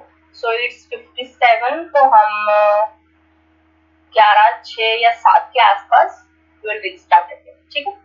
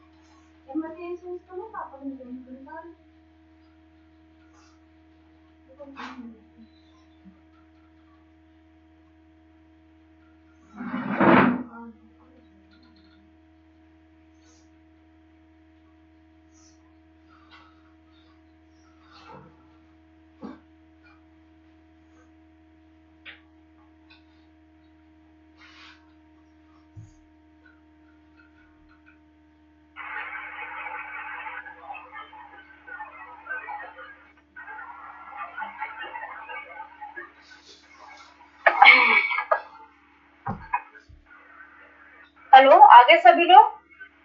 Yes ma'am. ठीक है, से स्टार्ट करेंगे हम लोग। फिर सिक्स्थ कंडीशन है अपना इंटेलेक्चुअल डिसेबिलिटी, यानी इंटेलेक्चुअल लेवल पर प्रॉब्लम्स आना। तो definition is intellectual disability ID is a neuro developmental disorder, same neurons developmental issue है। उसकी वजह से क्या क्या होता है, सिग्निफिकेंट लिमिटेशंस इन इंटेलेक्चुअल फंक्शन, जैसे किसी भी चीज का रीजनिंग, लर्निंग या प्रॉब्लम सॉल्विंग में प्रॉब्लम आता है, यानी जहाँ पे उनको उनकी बुद्धि या उनका दिमाग यूज करना है वो नहीं कर पाते इतने अच्छे, क्योंकि वो इतने अच्छे से डेवलपमेंटल उनका हुआ नहीं है, दैट्स व्हाई। ठीक है। एंड अडेप्टिव बिहेवियर यानी everyday practical social conceptual skills, जो वो देख रहे हैं उसको वो वैसे का वैसे कॉपी करेंगे, because they are not using their brain, क्योंकि वो डिसेबिलिटी है। The condition begins during the developmental period, 18 साल से पहले पहले ये कंडीशन आपको दिखना स्टार्ट होता है, कि डेवलपमेंटल स्टेज है तो डेवलपमेंटल डिसेबिलिटी है, तो वो उसी टाइम पर आपको दिखने लग जाएगी 18 साल से पहले। कॉजेस क्या क्या हो सकते हैं? Same prenatal causes, genetic disorder, अगर उनको डाउन सिंड्रोम था, फ्रेजाइल एक्स सिंड्रोम, या माँ को कोई और टॉक्सिन्स वगैरह की मेटल माल न्यूट्रिशन है, या अल्कोहल ड्रग एक्सपोजर हुआ है प्रेगनेंसी के टाइम पर, तब ये सब चीजें हम लोग को देखने को मिल सकती है। पेरिनेटल में बर्थ एस्फिक्सिया वही oxygen less during birth, premature birth, low birth weight, birth trauma, ये 4 conditions. Postnatal causes, brain infection है, मेनिंजाइटिस, इंसेफेलाइटिस अगर हो रहा है, हेड इंजरीज हो गई है, बच्चे बार बार गिर रहे हैं, सर के बल ही गिर जाते हैं, लुढ़क जाते हैं, बैठने का ट्राई कर रहे हैं, चलने का ट्राई कर रहे हैं, कि बच्चे जब धीरे धीरे करके चलना बैठना स्टार्ट करते हैं तो उनको हर एक्टिविटी करना होती है, इन्वॉल्व होना होती है। उस टाइम पर अगर उनको कोई सीवियर हेड इंजरीज हो जाती है, माल न्यूट्रिशन हो जाता है, या कोई भी एनवायरमेंटल टॉक्सिन्स की वजह से उनको वो प्रॉब्लम्स हो सकती है। बेस्ड ऑन सीवियरिटी के लेवल पे उसको 4 तरह से हम लोगों ने क्लासिफाई किया है, mild, moderate, severe, profound. Mild में can learn academic and daily living skills and support, यानी उन लोग इतना तो कर सकते हैं कि जितना थोड़ा बहुत एकेडमिक लेवल पर वो सीख ले, और थोड़ा बहुत उसकी जो डेली लिविंग और सपोर्ट है वो सीख सकते हैं, लेकिन उससे ज्यादा जो एक्स्ट्रा स्मार्टनेस होती है, जो एक्स्ट्रा दिमाग लगाना होता है, वो उनके अंदर नहीं आ पाता है। ठीक है, फिर आता है मॉडरेट, यानी requires supervision for many daily activities, तो उनको बहुत ध्यान रखना होता है बहुत सारी डेली एक्टिविटीज में। जैसे कि अगर वो कहीं बाहर जा रहे हैं तो हमको उनको समझना होता है, हमको उनको एक चीज लिख करके देना है कि ये सामान लेकर आना है, ये सामान इतने का आता है, इतने का आता है, तो खुद से इंटेलेक्चुअल मतलब ये खुद से वो नहीं कर पाते हैं चीजें। सीवियर में एक्सटेंसिव सपोर्ट उनको उनके डेली लाइफ में देखना होता है, plus requires continuous care and assistance उनको चाहिए होता है। ठीक है, साइंसी सिम्टम्स में डेवलपमेंटल माइलस्टोन्स जो हम लोगों ने कल पढ़े थे वो डिले हो जाते हैं, स्पीच और लैंग्वेज डिले होती है, जो बच्चे जल्दी बोल रहे हैं एज कम्पेयर टू देम वो देर से बोलना शुरू करते हैं, लर्निंग न्यू कॉन्सेप्ट्स में उनकी डिफिकल्टी आती है, पुअर मेमोरी, प्रॉब्लम सॉल्विंग बहुत बुरी होती है उनकी, वो इजीली किसी चीज से स्केप नहीं कर पाते, डिफिकल्टी विद सेल्फ केयर यानी फीडिंग, ड्रेसिंग, टॉयलेटिंग में उनको प्रॉब्लम्स आती है, लिमिटेड सोशल कम्युनिकेशन स्किल्स। ठीक है, डायग्नोसिस में हम देखेंगे तो क्लिनिकल हिस्ट्री, डेवलपमेंटल असेसमेंट देख करके हम पता लगा सकते हैं, इंटेलिजेंस टेस्टिंग यानी आईक्यू लेवल्स चेक करके उनके इंटेलेक्ट पता लगा सकते हैं, जो नॉर्मली साइकोलॉजिस्ट या जो काउंसलर्स होते हैं उनके पास होते हैं ऐसे टेस्ट, उनके पास उनके सपोर्ट से हम कर सकते हैं। Adaptive behaviour assessment, medical psychological evaluation. Yoga management में कंसंट्रेशन अटेंशन के ऊपर ही हम लोग फोकस करेंगे, सेम चीजें हैं, मैं बार बार रिपीट नहीं कर रही हूँ, अगर जहाँ कुछ नया आएगा तो फिर आई कैन रिपीट, क्योंकि वो सेम चीजें आ रही हैं तो फिर फालतू टाइम वेस्ट करके कोई सेंस नहीं है। तो वही कंसंट्रेशन अटेंशन मोटर कोऑर्डिनेशन के ऊपर जनरली हम काम कर रहे हैं, पैटर्न हम लोग जनरली वो सेम ही पोस्चर्स यूज हो रहे हैं, क्योंकि वही सब बैलेंसिंग पोस्टर्स है जिससे हम लोग ब्रेन डेवलपमेंट अटेंशन कर सकते हैं। ठीक है, तो why to waste time. Benefits of yoga में वही attention, memory, balance, coordination, self confidence को हम इंप्रूव कर सकते हैं, सोशल इंटरेक्शन बढ़ा सकते हैं। 7th आएगा स्पीच एंड लैंग्वेज डिसऑर्डर्स। तो स्पीच एंड लैंग्वेज डिसऑर्डर्स हैं, उसमें speech and language disorders are conditions that affect a child's ability to understand, मतलब बच्चा कुछ समझे, उसकी एबिलिटी को अफेक्ट करेगा, प्रोड्यूस यानी कोई चीज कर पाए, या स्पोकन लैंग्वेज को वो इतना आसानी से नहीं कर पाएगा। ठीक है, तो स्पीच डिसऑर्डर्स में आप देखेंगे difficulty producing speech sound, fluency of voice, या तो वो बहुत अच्छे से बोल पाएगा, उसकी आवाज की अच्छी नहीं होगी, या उसको वर्ड्स को प्रोनाउंस करने में, प्रोड्यूस करने में दिक्कत आएगी। ठीक है, तो वो तुतला के बोलना या हकला के बोलना, एंड ऑल, ये सब चीजें जो होती है वो स्पीच डिसऑर्डर्स में आती है। Language disorders are difficulty understanding, धीरे धीरे करके अंडरस्टैंडिंग में उनको प्रॉब्लम आएगी, रिसेप्टिव लैंग्वेज और एक्सप्रेसिंग लैंग्वेज यानी जो एक्सप्रेस नहीं कर पाएंगे अपने थॉट्स और आइडियाज को। ठीक है, टाइप्स में हम देखेंगे speech disorder, articulated disorder, fluency and voice disorder, ये 3 स्पीच है, उसके बाद फिर 3 लैंग्वेज है, रिसेप्टिव, एक्सप्रेसिव, मिक्स्ड रिसेप्टिव। तो आर्टिकुलेशन डिसऑर्डर्स में क्या होता है, उनको वर्ड को प्रोनाउंस करने में, साउंड को करेक्टली बोलने में दिक्कत जाती है। फ्लुएंसी में क्या होता है, interruptions in the normal flow of speech, stammering, fluency नहीं आ पाती है, हकलाती बोलते हो। वॉइस डिसऑर्डर में प्रॉब्लम्स विद पिच, यानी उनको पिच समझ में नहीं आती, उनको किस पिच में कौन सी बात करनी है, लाउडनेस और क्वालिटी ऑफ द वॉइस नहीं कर पाते। ठीक है, वॉइस डिसऑर्डर में आता है। यानी वो लाउडली किसी चीज को नहीं बोल पाएंगे, वो ऐसे बोलेंगे कि आपको समझ में नहीं आएगा। और लैंग्वेज डिसऑर्डर्स में, रिसेप्टिव लैंग्वेज डिसऑर्डर्स में डिफिकल्टी अंडरस्टैंडिंग स्पोकन लैंग्वेज, उनको बोलने में दिक्कत जाती है और बोली हुई लैंग्वेज स्पष्ट में दिक्कत जाती है। एक्सप्रेसिव लैंग्वेज में वो अपने थॉट्स को एक्सप्रेस नहीं कर पाते स्पीच के थ्रू, और मिक्स्ड जो है उसमें डिफिकल्टीज आती है बोथ अंडरस्टैंडिंग एंड एक्सप्रेसिव दोनों की चीजों में, ठीक है। फिर कॉजेस में हम देखेंगे तो हियरिंग इम्पेयरमेंट, सुनने में प्रॉब्लम। अगर उनको सुनना, मतलब भाई मैंने आपको पहले ही बताया था कि अगर उनको सुनने में स्टार्टिंग से प्रॉब्लम रहती है तो वो बोल भी नहीं पाएंगे, क्योंकि हम सुन सुन के ही हम बोलना सीखते हैं। तो अगर हियरिंग इम्पेयरमेंट है, उनको स्पीच प्रॉब्लम्स आती ही आती हैं। न्यूरोलॉजिकल डिसऑर्डर्स अगर कोई हुए हैं, ऑटिज्म स्पेक्ट्रम डिसऑर्डर है, इंटेलेक्चुअल डिसेबिलिटी जो हम लोगों ने देखा, जेनेटिक फैक्टर्स, ब्रेन इंजरीज हैं या स्ट्रक्चरल एब्नॉर्मलिटीज हैं, क्लियरफैलिटी यानी उनका जो तालू है वो नीचे टांग पूरी चिपकी हुई है, टांग का मूवमेंट नहीं है तो वो बोल नहीं पाएंगे, ठीक है। साइन सिम्टम्स में डिलेड स्पीच दिक्कत जाती है, लिमिटेड वोकैबुलरी, कुछ एक दो वर्ड्स ही वो बोल पाते, पूरा फ्रेज नहीं रिपीट कर पाते, difficulty forming sentences, difficulty understanding instructions, poor pronunciation, stuttering, cluttering and difficulty communicating. उनको जो जरूरत के हिसाब से चीज है वो नहीं बोल पाएंगे, कम्युनिकेशन और ये सारी चीजें उनकी पुअर रहेंगी। डायग्नोसिस आप कैसे करोगे, तो वो तो क्लियर समझ में आएगा कि बच्चा बोल पा रहा है नहीं बोल पा रहा है, लैंग्वेज उसकी कैसी क्या है, हियरिंग उसका असेसमेंट करके, डेवलपमेंट टेस्ट असेसमेंट या मेडिकल एग्जामिनेशन से हम पता लगा सकते हैं। योगा मैनेजमेंट में सेम ऑब्जेक्टिव्स हैं, breathing control, concentration, anxiety, relaxation, communication skills के ऊपर हम लोग टारगेट कर सकते हैं, सेम आसपास एंड बेनिफिट्स हम लोग देख लेते हैं, थोड़े से अलग है। इसमें आपके ब्रेथ कंट्रोल है स्पीच के लिए तो वो इम्पोर्टेंट है, इसलिए हम लोग प्राणायाम में ज्यादा ध्यान देता है। स्ट्रेस, कम्युनिकेशन, एंजाइटी कम होती है उनकी, क्योंकि घबराहट होती है बात करने में लोगों से, तो वो उनकी एंजाइटी कम होगी, तो कॉन्फिडेंस बिल्ड होगा, तो एटलीस्ट वो कर पाएंगे धीरे धीरे, क्योंकि वो बोलने की कोशिश करेंगे तो बोल पाएंगे। फिर आता है इनहेंसेस अटेंशन लिसनिंग स्किल्स, फिर आता है प्रमोट इमोशनल वेलबींग, ठीक है।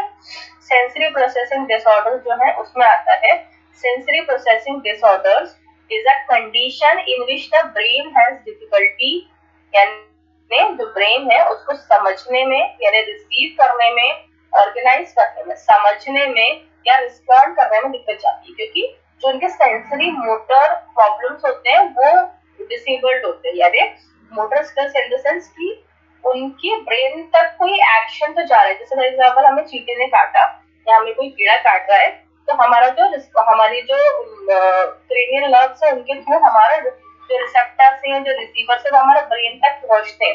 तो ब्रेन हमारी मसल्स को कमांड देता है, हमारी ऑर्गन्स को, एक्टिविटीज को कमांड देता है कि आप वहां से अपना हाथ हटा दो। तो वो जो उनके सेंसेस हैं वो उनके ब्लॉक रहते हैं, इसीलिए वो कोई भी सेंसरी इंफॉर्मेशन उनको नहीं मिल पाती है एनवायरनमेंट से भी। इट कैन फाउंड वन और मल्टीपल सेंसेस, या एक या कोई भी सेंसेस उनके खराब मिलेंगे। टाइप्स की बात करते हैं तो sensory over responsive, hyper sensitivity, child reacts to strongly to sensory input, उनको स्मेल बहुत ज्यादा आएगी, वो बोलेंगे बहुत ज्यादा, उनको गर्मी बहुत ज्यादा लगेगी, तो कोई भी उनको हाइपर सेंसिटिविटी ज्यादा होती है। जैसे कि cover size to normal sounds में भी अपने कान बंद कर लेंगे, उनको बहुत ज्यादा तेज सुनाई देगा। Avoid certain textures, sensitive to bright lights, हल्की फुल्की लाइट्स भी उनको बहुत ज्यादा चुभेंगी। Sensory under responsive, hyper responsive, फिर अंडर रिस्पॉन्सिव। अंडर मतलब child response less than expected to sensory input, जितना उनको रिस्पॉन्स करना चाहिए वो नहीं करेगी।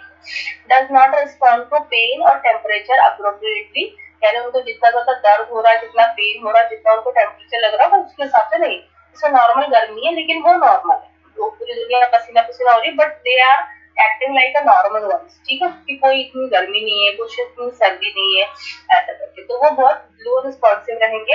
Appears unaware of surroundings, seeks intense sensory experiences, ठीक है। फिर सेंसरी सीकिंग में आता है, child actively seeks excessive sensory input, यानी वो एक्सेसिवली सेंसरी स्टिमुलेशन को समझ पाएगा, जैसे कि कांस्टेंट जंपिंग, स्पिनिंग करना, उसको टचिंग ऑब्जेक्ट्स फ्रीक्वेंटली, बार बार छूना, क्रैशिंग इनटू फर्नीचर तोड़ना, उसे लगवाना, ये सब चीजें नॉर्मल बिहेवियर्स को कर सकते हैं।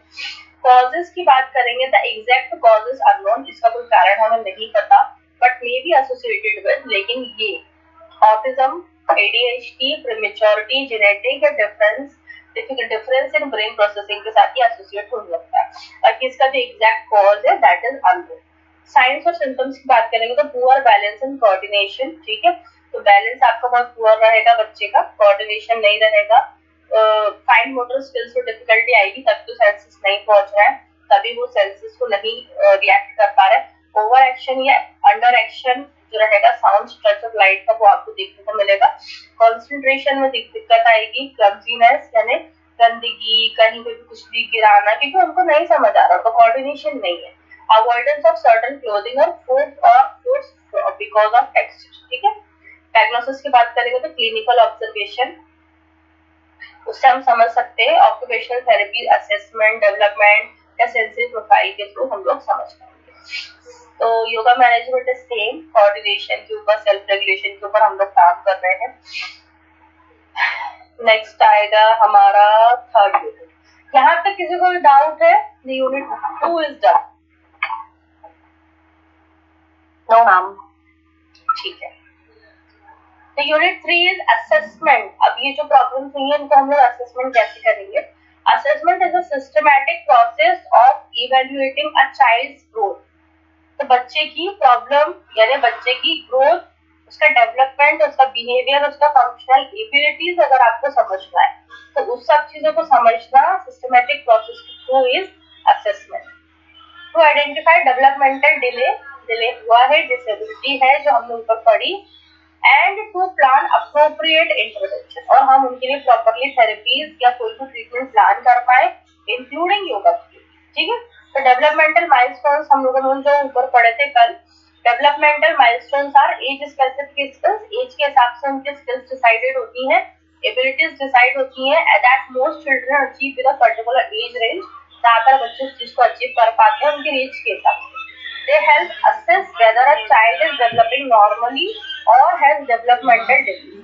तो उससे हमको समझ में आता है कि कोई बच्चा प्रॉपरली वो माइलस्टोन अचीव कर पा रहा है नॉर्मली, या उसमें कोई भी डेवलपमेंटल डिले हो रहा है, तो वो सब चीजें हम लोग देख सकते हैं। फिर आता है developmental milestones are grouped into 5 major domains. तो कौन कौन से? ग्रोथ मोटर, जो उनके रेगुलर एक्टिविटीज है वो उनके डेवलपमेंट है, fine motor, language, cognitive and social emotional development, इन सब चीजों में आपको प्रॉब्लम आती है, ठीक है। फिर आता है इंपॉर्टेंस ऑफ डेवलपमेंटल माइलस्टोन्स में, assess normal growth and development, ठीक है। नॉर्मल ग्रोथ और डेवलपमेंट आप चेक कर सकते हो कि उनका माइलस्टोन के हिसाब से आप कंपेयर कर सकते हो। डेवलपमेंटल डिलेज अगर हो रहे हैं तो उनको आप पहले से समझ सकते हो, शुरुआत में ही पेरेंटिंग के थ्रू आप समझ सकते हो, उनके पेरेंट्स बता सकते हैं कि देखो 6 महीने का हो गया है लेकिन ये अभी तक किसी भी फेस को रिस्पॉन्स नहीं कर रहा है, स्माइल नहीं कर रहा है। प्लान अर्ली इंटरवेंशन, जल्दी से जल्दी उनका ट्रीटमेंट प्लान करके guide parents, teachers and health care professionals को आप गाइड कर सकते हो। Evaluate the effectiveness of treatment and therapy, ठीक है। तो इसलिए डेवलपमेंटल माइलस्टोन्स हमारे लिए बहुत ज्यादा इंपॉर्टेंट है, क्योंकि उससे तो हमको पता चलेगा ना तो बच्चे के अंदर डेवलपमेंटल डिले हुआ है, हमें पता ही नहीं कि 6 महीने तक या साल महीने, 12 महीने तक या 18 महीने तक क्या चीज होना चाहिए, तो हमें पता कैसे चलेगा कि डिले हुआ है नहीं हुआ है, हमें नहीं पता चल पाएगा। Domains of developmental milestones, domains में हम लोग सबसे पहले देखेंगे ग्रॉस मोटर डेवलपमेंट, जो हमने ऊपर पढ़े। तो क्या क्या ग्रॉस मोटर डेवलपमेंटल होना चाहिए? Gross motor skills involve large muscle movements, ठीक है।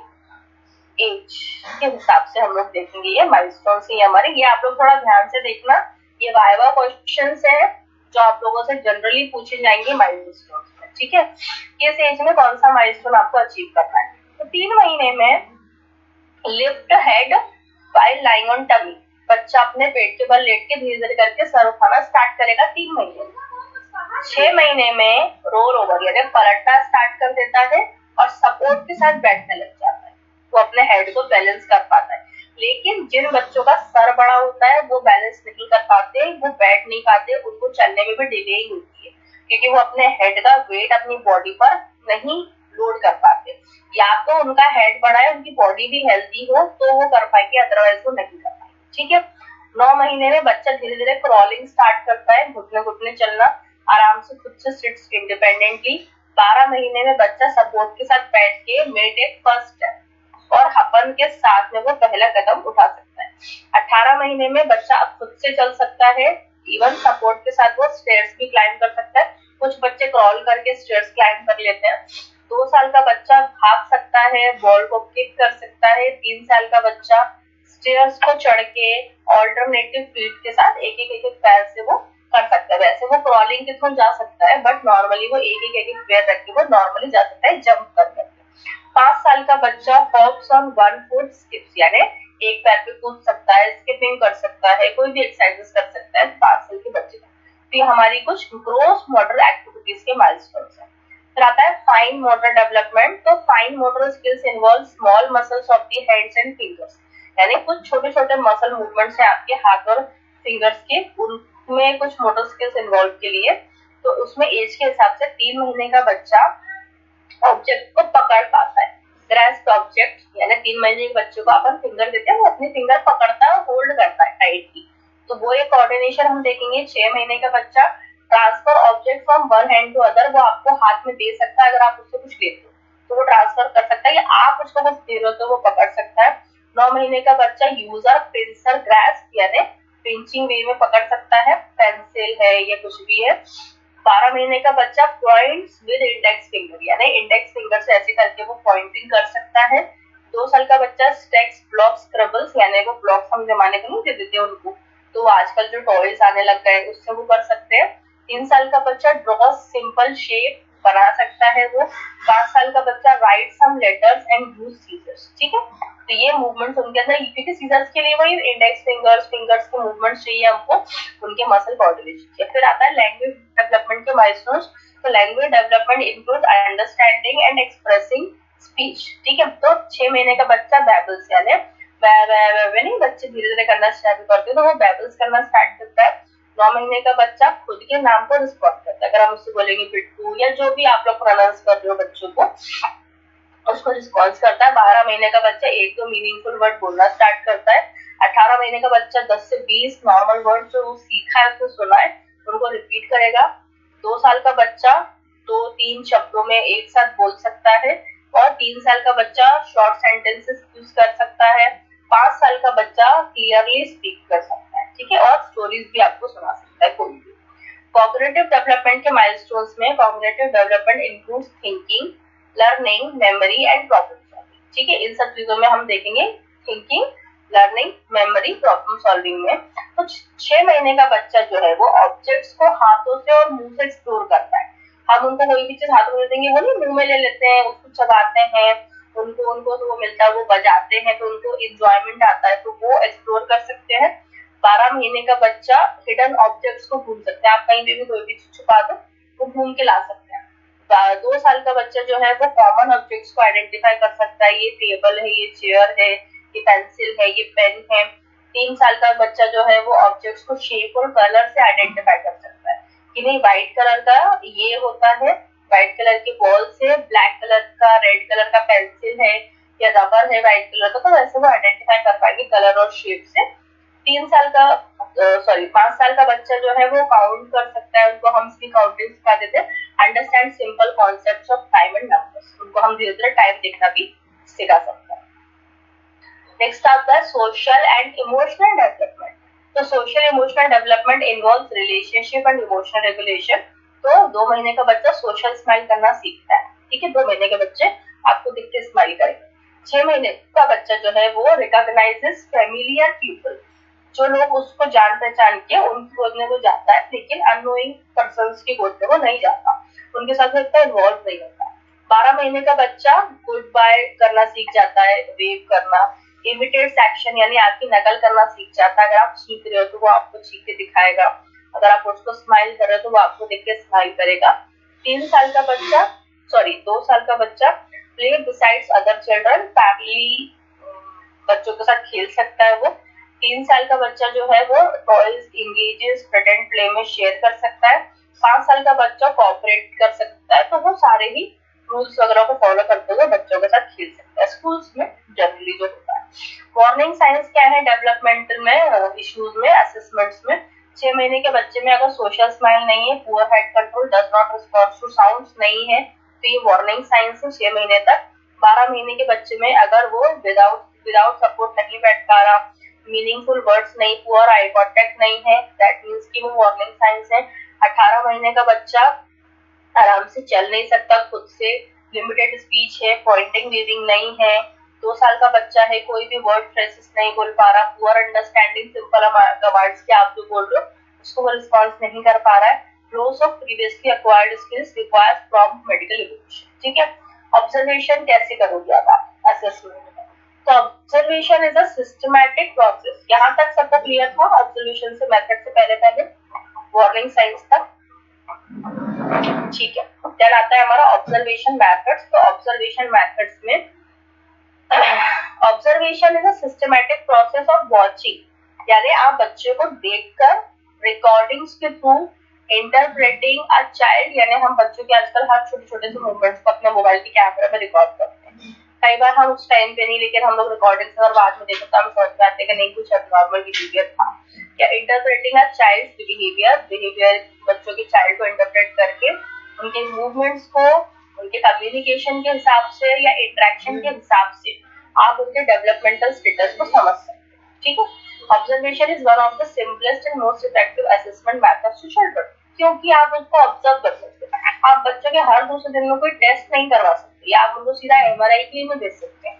आप उनको जनरली ऑब्जर्वेशन के थ्रू आप उनकी चीजें देख सकते हो, समझ सकते हो।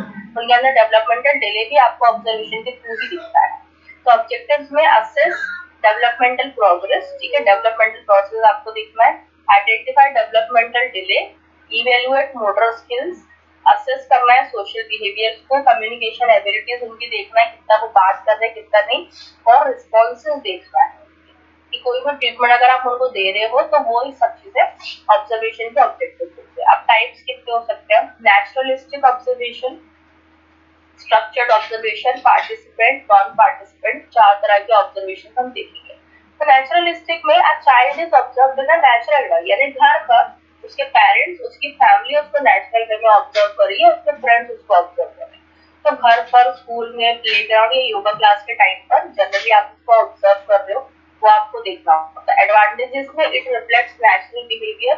नेचुरल बिहेवियर आपको पता होना चाहिए। चाइल्ड इज कंफर्टेबल, बच्चा उसका कंफर्टेबल होता है वहां पे। ठीक है, useful for assessing social interaction. तो इन जगहों पे बच्चे को पता भी नहीं चलेगा कि आप उसको ऑब्जर्व कर रहे हो, बट आप नेचुरल एनवायरनमेंट देकर उसको अडॉप्ट कर सकते हो। स्ट्रक्चर्ड में child perform specific task design by examiner. Examiner में उसको कुछ टास्क दिए जिसको बच्चा करेगा, उससे आप ऑब्जर्व करके समझ सकते हो चीजें। जैसे कि वॉकिंग के लिए उसको बोला, बैलेंसिंग के लिए बोला, उसके सर पे बुक रख दी और उसको चलने को बोला, वो बैलेंसिंग हो गई। थ्रोइंग अ बॉल थ्रो करने के लिए इस पॉइंट पर करना है। फॉलोइंग इंस्ट्रक्शंस को खुद से कर पा रहा है। तो ये सब चीजें स्ट्रक्चर्ड वे में अगर आप कोई चीज ऑब्जर्व कर रहे हो, दैट इज स्ट्रक्चर ऑब्जर्वेशन। क्या क्या स्टैंडर्डाइज असेसमेंट आप कर सकते हो, क्योंकि आपने एक स्ट्रक्चर बनाया हुआ उसकी बेसिस पर आप कर रहे हो। Easy comparison over time, time के हिसाब से उसका comparison. Useful for motor and cognitive evolution, उसके लिए बहुत ज्यादा जरूरी है। फिर पार्टिसिपेंट ऑब्जर्वेशन में थेरेपिस्ट और teacher actively interacts with the child, जिसमें टीचर और थेरेपिस्ट दोनों ही बच्चों के साथ इंटरेक्ट करते हैं while observing behaviour while activity. जैसे योगा सेशंस के टाइम पर या प्ले बच्चे कर रहे हैं, गेम्स खेल रहे हैं, उस टाइम पर आपने जो पर्टिकुलर बिहेवियर को ऑब्जर्व करा है। ठीक है, तो उसके साथ साथ होता है। नॉन पार्टिसिपेंट में observer watches without interacting with the child, मतलब बच्चा माँ से बात कर रहा है, उसकी फैमिली से बात कर रहा है, टीचर साइलेंटली उससे देख रहा है, इन्वॉल्व नहीं हो रहा, पार्टिसिपेट नहीं कर रहा है उसके साथ। ठीक है, क्या क्या ऑब्जर्व करना होता है? तो फिजिकल डेवलपमेंट में उसका पोस्चर देखना है, बैलेंस कर पा रहा है नहीं कर पा रहा है वो। वॉकिंग पैटर्न देखना है कि वो किस तरीके से चलता है, उसकी चाल कैसे चलती है। कोऑर्डिनेशन आ रहा है नहीं आ रहा है उसके बोलने में, हाथ हिलाने में, पैर से चलने में, मसल टोन उसका कैसे, ये सब हमें ऑब्जर्व करना होता है। मोटर स्किल्स में growth motor skills, fine motor skills, hand eye contact हमें देखना होता है। कम्युनिकेशन के टाइम पर speech clarity, vocabulary, ability to understand instruction, यानी कितने क्लियरली वो बोल पा रहा है, उसके वर्ड्स कैसे हैं, कैसे शब्दों का इस्तेमाल वो कर रहा है, किसी भी इंस्ट्रक्शंस को वो कितना समझ पा रहा है, और नॉन वर्बल कम्युनिकेशन उसका है या नहीं है वो आपको देखना है। सोशल स्किल्स में उसके आई कांटेक्ट हो पा रहे हैं, बच्चों से वो आपसे नजरें मिला रहा है, अपने फ्रेंड से, पीयर से इंटरेक्ट कर रहा है, शेयरिंग सीखा है, उसने कुछ भी खाया तो उसने आपसे पूछा नहीं, उसने किसी साथ वाले बच्चे से शेयर नहीं किया, कॉपरेशन नहीं है, इमोशनल एक्सप्रेशंस नहीं है, फिर बिहेवियर में attention span, hyper activity, repetitive behaviours नहीं है, इम्पल्सिविटी नहीं है, इमोशनल रिस्पॉन्सेस नहीं है, ये सब चीजें आपको देखना होगी। सेंसरी में थोड़ा सा आपको ध्यान रखना है कि आपको सारे सेंसेस को पता लगना है कि वो सुनता नहीं है या कम सुनता है, टच का उसको नहीं आता है रिस्पॉन्स समझ में, लाइट का रिस्पॉन्स नहीं समझ आता, मूवमेंट का समझ नहीं आता। ऑब्जर्वेशन ड्यूरिंग योगा सेशंस, तो योगा थेरेपिस्ट जो है उसको क्या क्या ऑब्जर्व करना है कि बच्चा और इंस्ट्रक्शंस को कितना फॉलो कर रहा है, पोस्चरल अलाइनमेंट उसके कैसे जा रहे हैं, कैसे पोस्टर बना रहा है, आप कोई भी योगा करवा रहे हो, बैलेंस और कोऑर्डिनेशन कैसा है उसका, ये हम लोगों के लिए ज्यादा इंपॉर्टेंट है। बैलेंस और कोऑर्डिनेशन, ब्रीदिंग पैटर्न और कंसंट्रेशन, ठीक है। अटेंशन स्पैन यानी वो कितनी देर तक रुक रहा है, कहाँ तक उसका ध्यान है क्लास में कि नहीं है, इमोशनली लेवल पे वो कैसा है, रिस्पॉन्स टू रिलैक्सेशन टेक्निक्स को कितने अच्छे से वो परफॉर्म कर रहा है, fatigue and endurance, interaction with other, ठीक है, बच्चों के साथ उसका बात करने का या बाकी लोगों के साथ उसका बात करने का कैसा तरीका है। इम्पोर्टेंस क्या है, ये क्या करता है, डेवलपमेंटल प्रॉब्लम्स को जल्दी पहचानने में मदद करता है। Helps in individualised yoga planning, ठीक है, इंडिविजुअलाइज्ड योगा प्लानिंग में हेल्प करता है, यानी आप उनके लिए अलग से कस्टमाइज्ड वे में उनके लिए आप योगा प्लान बना सकते हो। Assess therapy outcomes, monitor improvement over time, धीरे धीरे करके उनकी इंप्रूवमेंट को आप मॉनिटर कर सकते हो ऑब्जर्वेशन के साथ कि अगर उनकी स्पीच थेरेपी चल रही है तो उससे क्या क्या उनको बेनिफिट्स आ रहे हैं, या उनको किसी चीज में इन्वॉल्व कर रहे हो तो उससे क्या क्या उनके बेनिफिट्स आ रहे हैं। Guided modification in yoga practices supports communication with parents and peers, ठीक। रोल क्या होता है योगा थेरेपिस्ट का असेसमेंट में, योगा थेरेपिस्ट जो होता है उसको बिना किसी जजमेंट के ऑब्जर्व करना होता है, जस्ट सिंपली ऑब्जर्व करना है उसको, जो हमने ऊपर पॉइंट्स पढ़े। एक्यूरेट रिकॉर्ड्स रखना है उसको, रिस्पेक्ट द चाइल्ड्स कंफर्टेबिलिटीज, ठीक है, बच्चे की पूरी कंफर्टेबिलिटीज देखना है। वर्क कोलैबोरेटिवली विद पेरेंट्स, उसके जो माता पिता है, टीचर्स है, हेल्थ केयर प्रोफेशनल्स के साथ उसको प्रॉपर्ली काम करना है। Modify yoga practices according to child, आपको उस तरह की योगा प्रैक्टिसेस मेडिकल कंडीशन के थ्रू उसको करवाना है। Refer the child for further evaluation if significant concerns are identified, आप उसको हेल्थ केयर प्रोफेशनल के पास भेज सकते हो। ये योगा थेरेपिस्ट का फंक्शनल असेसमेंट। यहाँ तक किसी कोई डाउट है?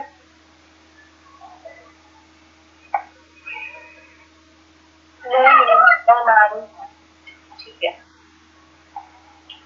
ठीक है। Next is functional assessment.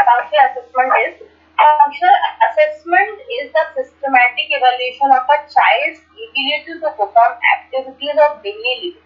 यानी आपको सिस्टमैटिक इवोल्यूशन करना है कि चाइल्ड डेली एक्टिविटीज में किस किस तरह की उसकी एबिलिटी के हिसाब से वो परफॉर्म कर रहा है, डेली लिविंग एक्टिविटीज में किस किस तरह की चीजें वो कर रहा है, पार्टिसिपेट कर रहा है वो अपने घर पर चीजों में। ऐसे तो नहीं कि मेहमान आए हैं या तो बच्चे और खेल रहे, लेकिन वो अंदर रूम में अकेले बैठना पसंद कर रहा है।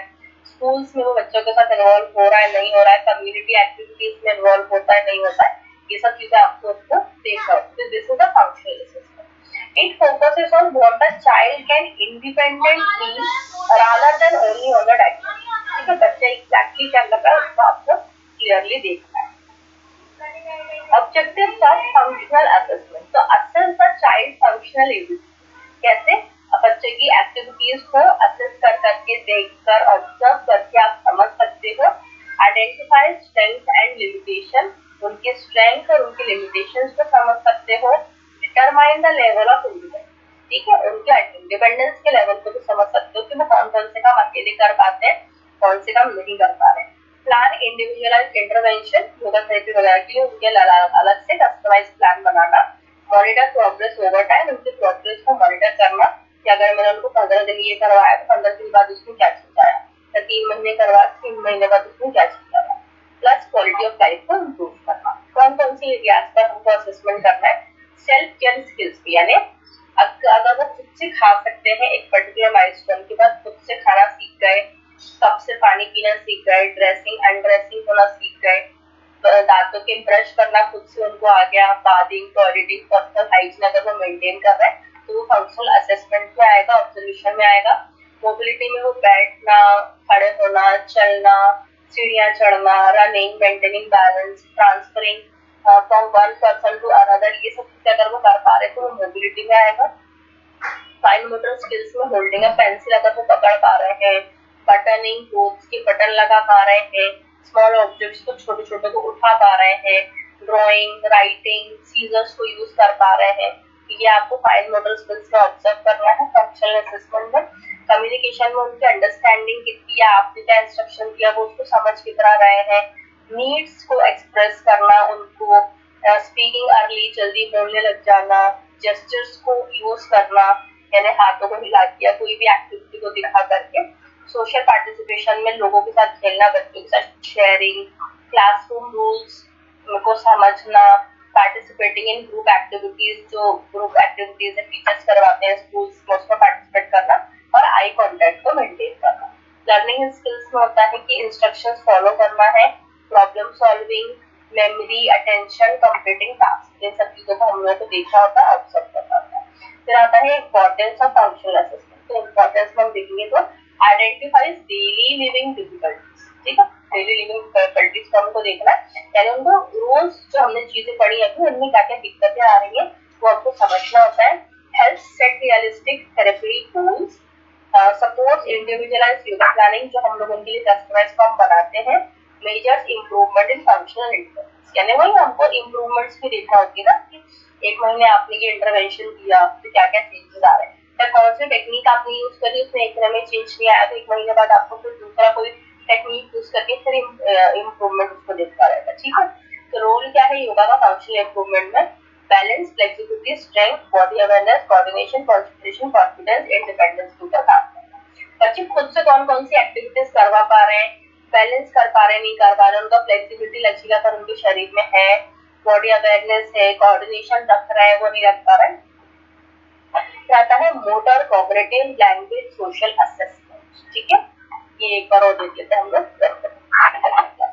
तो motor, cognitive, language, social assessment में पहला आएगा motor assessment. Motor assessment evaluates a child's ability to perform gross and fine motor activity. हम लोगों ने ऊपर पढ़ी फाइन और ग्रॉस मोटर एक्टिविटीज क्या होती है, तो उन चीजों में अगर बच्चा अच्छे से एक्टिविटीज नहीं कर पा रहा तो वो मोटर असेसमेंट इवैल्यूएशन में आ जाता है। ग्रॉस मोटर स्किल्स में जैसे बैठना, खड़े होना, रनिंग, जंपिंग, बैलेंस, कोऑर्डिनेशन, ये सब चीजें ग्रॉस मोटर स्किल्स में आएंगी। फाइन मोटर स्किल्स में वही बच्चों को चीजें पकड़ना, ड्राइंग करना, बटन लगाना, खुद से छोटे छोटे उनको पिक करना, कैंची चला पा रहे नहीं चला पा रहे, ये सब चीजें। ऑब्जर्वेशन पैरामीटर्स में मसल टोन उनको देखा, तो अगर वो किसी भी चीज को पिक नहीं कर पा रहे दैट मींस कि उसकी मसल टोन उतनी अच्छी नहीं है, मसल स्ट्रेंथ अच्छी नहीं है, तो किसी वजन को नहीं उठा पा रहे या खुद को बैलेंस नहीं कर पा रहे, रेंज ऑफ मोशन उनका अच्छा नहीं है, कोऑर्डिनेशन नहीं है, अगर वो अच्छे से चल नहीं पा रहे, वॉक नहीं कर पा रहे या स्टेयर्स क्लाइंब नहीं कर पा रहे या जंपिंग नहीं कर पा रहे, तो उनका पोस्चर खराब है, चाल उनकी अच्छी नहीं है, उनके पैर आगे पीछे जा रहे हैं, बैलेंसिंग नहीं है, उनके अंदर उतनी पावर नहीं है अगर वो जल्दी थक रहे, तो इन सब चीजों को हमको देखना होती है। इंपॉर्टेंस हम देखेंगे तो ये मोटर डिलेज को डिटेक्ट करने में हमारी हेल्प करता है। फिजियोथेरेपी, योगा थेरेपी के हिसाब से आप उसको ट्रीट कर सकते हो और प्रोग्रेस आप मॉनिटर कर सकते हो, ठीक है। फिर आता है कॉग्निटिव असेसमेंट, तो ये रहा हमारा मोटर असेसमेंट। इसके बाद हमारा आएगा कॉग्निटिव असेसमेंट। कॉग्निटिव में वही लर्निंग, मेमोरी आ जाएगा, हम लोगों ने जो ऊपर देखा। Cognitive assessment evaluates a child thinking, learning, memory, reasoning, problem solving abilities, ठीक है। इन सारी एबिलिटीज को आप कैसे इवैल्यूएट करोगे? तो अटेंशन कितना कर पा रहा है बच्चा, उसकी मेमोरी, याददाश्त कितनी है, इंटेलिजेंस लेवल, आईक्यू चेक करना, उसकी reasoning, problem solving, concept formation, वो कैसे कैसे कहानियां बना रहा है, और डिसीजन मेकिंग, इन सब चीजों पर आपको उसके एरियाज पर उसको फोकस करना है। अब ऑब्जर्व कैसे करोगे आप? Child is observed while, instructions follow करने के टाइम पर आप उसको ऑब्जर्व कर सकते हो, आपने उसको इंस्ट्रक्शन क्या दिया उसने उसको फॉलो कैसे। दूसरा आएगा कंप्लीटिंग पजल्स, तो पजल्स आप उससे करवाओगे तब आपको समझ में आएगा। तीसरा आएगा मैचिंग ऑब्जेक्ट्स, आपने उसको बोला ना सारे रेड रेड ऑब्जेक्ट एक साथ मिला दो, सारे ग्रीन ग्रीन ऑब्जेक्ट एक साथ, लेकिन वो अगर ग्रीन और उसको मिक्सअप कर रहा है तो उससे आप एसेस कर सकते हो। आइडेंटिफाइंग कलर्स और शेप्स आइडेंटिफाई करने के टाइम पर आप ऑब्जर्व कर सकते हो। रिमेम्बरिंग इंफॉर्मेशन, आपने उसको 1 घंटे पहले क्या समझाया था और उसको अब कितना याद है, उसकी बेसिस पर डिपेंड करता है उसकी मोटर स्किल्स और कॉग्निटिव स्किल्स की, तो आप कैसे असेस करोगे। तो अगर आप कर रहे हो तो क्यों इम्पोर्टेंट है कॉग्निटिव इवोल्यूशन? क्योंकि वो लर्निंग डिफिकल्टीज को आइडेंटिफाई करने में हेल्प करता है। जो हम लोगों ने ऊपर देखा डिसेबिलिटीज में लर्निंग डिफिकल्टीज हम समझ पाएंगे, एजुकेशनल प्लानिंग में हेल्प मिलेगी, क्योंकि अभी से अगर लर्निंग नहीं है, कोऑर्डिनेशन नहीं है, अटेंशन नहीं है, इन फ्यूचर भी प्रॉब्लम आएगी उसके एकेडमिक में। फिर cognitive training, yoga based concentration practices हम लोग उसको करवा सकते हैं। फिर आता है लैंग्वेज असेसमेंट, मोटर के बाद, स्किल्स के बाद, कॉग्निटिव के बाद लैंग्वेज असेसमेंट। लैंग्वेज असेसमेंट में बच्चा कैसे समझ रहा है और कैसे लैंग्वेज को एक्सप्रेस कर रहा है, दोनों चीजें हमें देखना है। तो उसमें रिसेप्टिव एक्सप्रेसिव लैंग्वेज होती है, तो उसको कैसे आप अंडरस्टैंड करोगे कि वो अंडरस्टैंड कैसे कर रहा है इंस्ट्रक्शंस आपने दिए, क्योंकि वो आपकी लैंग्वेज समझ पा रहा है या नहीं समझ पा रहा, वो आपको देखना है। ऑब्जेक्ट्स को आइडेंटिफाई कर रहा है, नहीं कर रहा है, कमांड्स फॉलो कर रहा है कि नहीं, या क्वेश्चन समझ रहा है नहीं, आपने उससे पूछा, आपने ऐसा किया था, वो नहीं समझ पा रहा, तो वो कमांड प्लस वो अपने कैसे शब्द को यूज कर पा रहा है, सेंटेंस कैसे बना रहा है शब्दों को यूज करके, प्रोनाउंसिएशन किसी भी चीज को किस तरीके से बोल पा रहा है, फ्लुएंसी कितनी आ रही है, स्टोरी टेलिंग कर पा रहा है, नहीं कर पा रहा है, इन सब चीजों को आपको देखना होता है लैंग्वेज डेवलपमेंट। ऑब्जर्व कैसे करें? आई कांटेक्ट देखेगा बच्चे का एक तो एग्जामिनर, स्पीच क्लैरिटी देखेगा वो कितना क्लियर बोल पा रहा है, वोकैबुलरी देखेगा, क्वेश्चंस को कैसे रिस्पॉन्स कर रहा है बच्चा वो देखेगा, एबिलिटी टू कम्युनिकेट वो देखेगा। अब इम्पोर्टेंस क्या है? स्पीच और लैंग्वेज डिसऑर्डर को डिटेक्ट करने में हमें आसानी हो जाती है। स्पीच थेरेपी प्लान कर सकते हो आप जल्दी, क्योंकि जल्दी पता चलेगा तो जल्दी इंटरवेंशन कर पाओगे। कम्युनिकेशन बेस्ड इंटरवेंशन को सपोर्ट करता है। सोशल असेसमेंट, सोशल असेसमेंट में सोशल असेसमेंट मतलब सोशली बच्चा कितना इन्वॉल्व हो रहा है फैमिली के साथ, टीचर्स के साथ, पीयर्स और एनवायरनमेंट। तो उसमें क्या क्या इन्वॉल्व करोगे आप? सेम चीजें, आई कांटेक्ट, क्योंकि सोशली इन्वॉल्व होने के लिए सबसे इंपॉर्टेंट चीज आती है आई कांटेक्ट, ठीक है। फिर आता है सोशल इंटरेक्शन, बात कर पाना, प्लेइंग बिहेवियर, शेयरिंग करना, किसी के साथ चॉकलेट शेयर करना, या उसको आपने कुछ टिप्स दिए हैं उसको शेयर करना सीखा है, उसने नहीं सीखा, कोऑपरेशन, इमोशनल एक्सप्रेशन, रिलेशनशिप उसका बच्चों के साथ कैसा है, मारना धाड़ना तो नहीं है, रिस्पॉन्स कैसा उसका सोशल सिचुएशन में, ये सब। ऑब्जर्व कैसे करोगे आप? ग्रुप प्ले के टाइम पर ऑब्जर्वर उसको देखेगा कि ग्रुप प्ले में उसका शेयरिंग एंड ऑल कैसा है, क्लासरूम एक्टिविटीज, योगा सेशंस या फैमिली इंटरेक्शंस के टाइम पर आप उसको ऑब्जर्व कर सकते हो, ठीक है। फिर इंपॉर्टेंस में है डिटेक्ट सोशल कम्युनिकेशन डिफिकल्टीज। अगर आप इस चीज को देख के चलोगे तो बाकी की जितनी भी सोशल कम्युनिकेशन डिफिकल्टीज हम लोगों ने ऊपर पढ़ी आप उसको आइडेंटिफाई कर सकते हो, ऑटिज्म रिलेटेड बिहेवियर आइडेंटिफाई कर पाओगे और सोशल पार्टिसिपेशन उसका बढ़ा पाओगे। अब योगा टीचर का क्या रोल है इन सब डेवलपमेंट में जो हम लोगों ने पढ़ा? तो yoga teacher flexibility, strength, balance, coordination, posture को इंप्रूव करवा सकता है। कॉग्निटिव डेवलपमेंट के लिए योगा टीचर जो है वो attention, memory, concentration, learning activities पर काम कर सकता है। लैंग्वेज डेवलपमेंट के लिए हम लोग उनको ब्रेथ कंट्रोल सिखा सकते हैं, यानी अपने श्वास के ऊपर उनको कंट्रोल चाहिए। रिलैक्सेशन, लिसनिंग स्किल्स, बच्चे कितना सुन रहा है कितना नहीं सुन रहा है, कम्युनिकेशन कॉन्फिडेंस चाहिए होता है। सोशल डेवलपमेंट में ग्रुप पार्टिसिपेशन, कि आप कितना ग्रुप के हिसाब से उनको समझा रहे हो, कोऑपरेशन कर रहे हैं बच्चे की नहीं, और सेल्फ कॉन्फिडेंस उनके अंदर आ रहा है कि नहीं आ रहा है। बिहेवियर असेसमेंट में बिहेवियर असेसमेंट इज डिफरेंट, ठीक है, ठीक है। Behaviour assessment is the last, तो उसको हम एंड करते हैं फिर। तो इन एरियाज पर हम लोग को फोकस करना। फिर हमारा लास्ट आएगा बिहेवियर असेसमेंट। तो बिहेवियर असेसमेंट मतलब है, बिहेवियर असेसमेंट ये तो हम लोगों ने पढ़ लिया ना शायद, नहीं पढ़ा, ठीक है। बिहेवियर असेसमेंट एक ऐसा सिस्टमैटिक इवैल्यूएशन है जिससे कि बच्चे का बिहेवियर आप ऑब्जर्व कर पाते हो, जिससे कि आपको समझ में आएगा कि उसको क्या क्या चैलेंजेस फेस करना है, उसका पैटर्न क्या है बोलने का, उसकी स्ट्रेंथ क्या है, वो उसकी लर्निंग को, कम्युनिकेशन और डेली फंक्शनिंग को कैसे अफेक्ट कर रही है चीजें, ठीक है। उसका ऑब्जेक्टिव्स क्या होता है? आइडेंटिफाई बिहेवियरल प्रॉब्लम्स को आइडेंटिफाई करना। ट्रिगर बिहेवियर, किसी चीज से बच्चा बहुत ज्यादा इरिटेट हो रहा है, चिढ़ रहा है, कौन सी चीज उसकी बिहेवियर को ट्रिगर कर रही है, और अप्रोप्रिएट इंटरवेंशंस या मॉनिटर बिहेवियरल इंप्रूवमेंट्स करना, ठीक है। फिर एरियाज में आता है अटेंशन में, बच्चा फोकस कर पा रहा है कि नहीं, कंप्लीट, ये हम लोगों ने 3 चीजें पढ़ी थी ADHD में, तो ability to focus, ability to complete task और इजीली डिस्ट्रैक्ट, ये हमने ऊपर पढ़ लिया है। हाइपर एक्टिविटीज में एक्सेसिव मोमेंट है, रेस्टलेसनेस है, डिफिकल्टी सिटिंग स्टिल। इंपल्सिविटी में इंटरप्ट कर रहा है वो लोगों को, ये सब चीजें कर रहा है, तो ये सब चीजें हम देखेंगे। इमोशनल बिहेवियर में anxiety, anger, fear, mood change, emotional regulation normal होगा। अब सोशल बिहेवियर में सेम चीज, आई कॉन्टेक्ट, शेयरिंग, ये सब चीजों को नहीं कर पाते। ठीक है, मुझे 2 मिनट का टाइम दीजिए।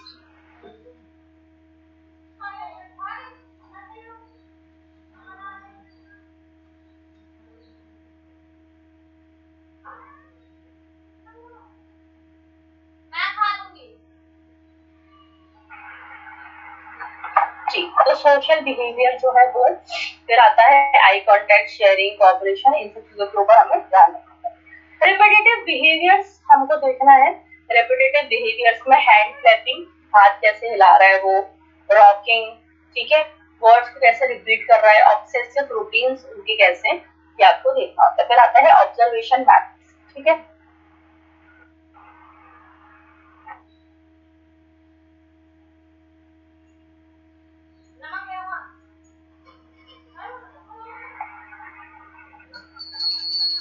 फिर आता है ऑब्जर्वेशन मेथड्स में डायरेक्ट इंटरवेंशन, ठीक है, डायरेक्ट ऑब्जर्वेशन। आप क्लियरली बच्चे को देख सकते हो, फैमिली में, सब चीजों में। पेरेंट्स के इंटरव्यूज के थ्रू आप समझ सकते हो चीजें। टीचर के रिपोर्ट्स के हिसाब से बच्चे का बता के देती है कि आपका बच्चा कैसा इन्वॉल्व होता है चीजों में, नहीं होता है पीटीएम्स में। बिहेवियर चेकलिस्ट कर सकते हो, स्टैंडर्डाइज रेटिंग स्किल्स आप देख सकते हो, ठीक है। तो फंक्शनल बिहेवियर असेसमेंट आप कैसे करोगे? तो फंक्शनल बिहेवियर असेसमेंट में क्या होता है, एंटीसीडेंट, बिहेवियर, कॉन्सिक्वेंसेस, 3 चीजों पर हम काम करते हैं। एंटीसीडेंट मतलब बच्चे का behaviour, what happens before the behaviour, उसका अभी जैसे गुस्सा आया या चिड़चिड़ाया या रो रहा है, तो उससे पहले क्या हुआ, वो चीज आपको असेस करना है, ऐसा क्या हुआ जिसके से उसने ऐसा रिएक्ट करा। Behaviour, what exactly does the child do, बच्चा एग्जैक्टली क्या करने वाला है वो आपको समझना है। Consequences, what happens after the behaviour, और बिहेवियर के बाद उसने क्या रिस्पॉन्स किया या उसके साथ क्या हुआ, या उसने वापस से जाके उस बच्चे को मारा या कुछ बहुत वाइल्ड रिएक्शन दिया, वो सब चीजें आपको दिखा होगी। फिर आता है understanding this ABC model helps identify the function of behaviour and guide intervention plan.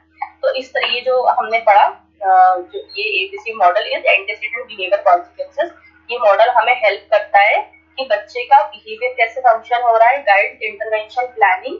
Importance अब हम देखेंगे बिहेवियरल असेसमेंट की, तो it detects behavioural disorders early. अगर बिहेवियर डिसऑर्डर्स आ रहे हैं तो आप ये 3 चीजों को असेस करके देखोगे उसमें बिहेवियरल डेवलपमेंट डिसऑर्डर्स धीरे धीरे करके डेवलप हो रहा है। हेल्प्स मैनेज चैलेंजिंग बिहेवियर, धीरे धीरे करके वो चैलेंजिंग बिहेवियर्स को एक्सेप्ट कर सकता है। Improves classroom performance, classroom performance को वो अच्छा कर पाएगा, इम्प्रूव कर पाएगा। सोशल स्किल्स आप उसकी अच्छी कर सकते हो। इंडिविजुअल थेरेपी या योगा प्रोग्राम्स को आप सपोर्ट कर सकते हो। योगा का क्या रोल है बिहेवियर मैनेजमेंट पर? हाइपर एक्टिविटी कम करना, अटेंशन कंसंट्रेशन को इम्प्रूव करना, एंजाइटी जो है उसको और स्ट्रेस को कम करना।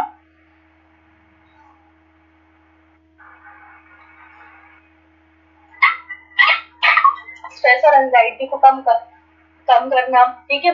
इमोशनल रेगुलेशन, इमोशनली वो कितने फिट है कितने नहीं, उन सब चीजों को समझना। सेल्फ कंट्रोल लेकर आना, सोशल बिहेवियर अच्छा करना, स्लीप क्वालिटी उनकी अच्छी हो जाएगी और सेल्फ एस्टीम, यानी खुद के बारे में उनको चीजें समझ में आएगी। ये सब चीजें देखना होती है। फिर रेकमेंडेड प्रैक्टिसेस है वही आसन में हम लोग जो करते आए हैं अभी तक, Tadasana, Vrikshasana, child pose, butterfly generally हम करवाते हैं।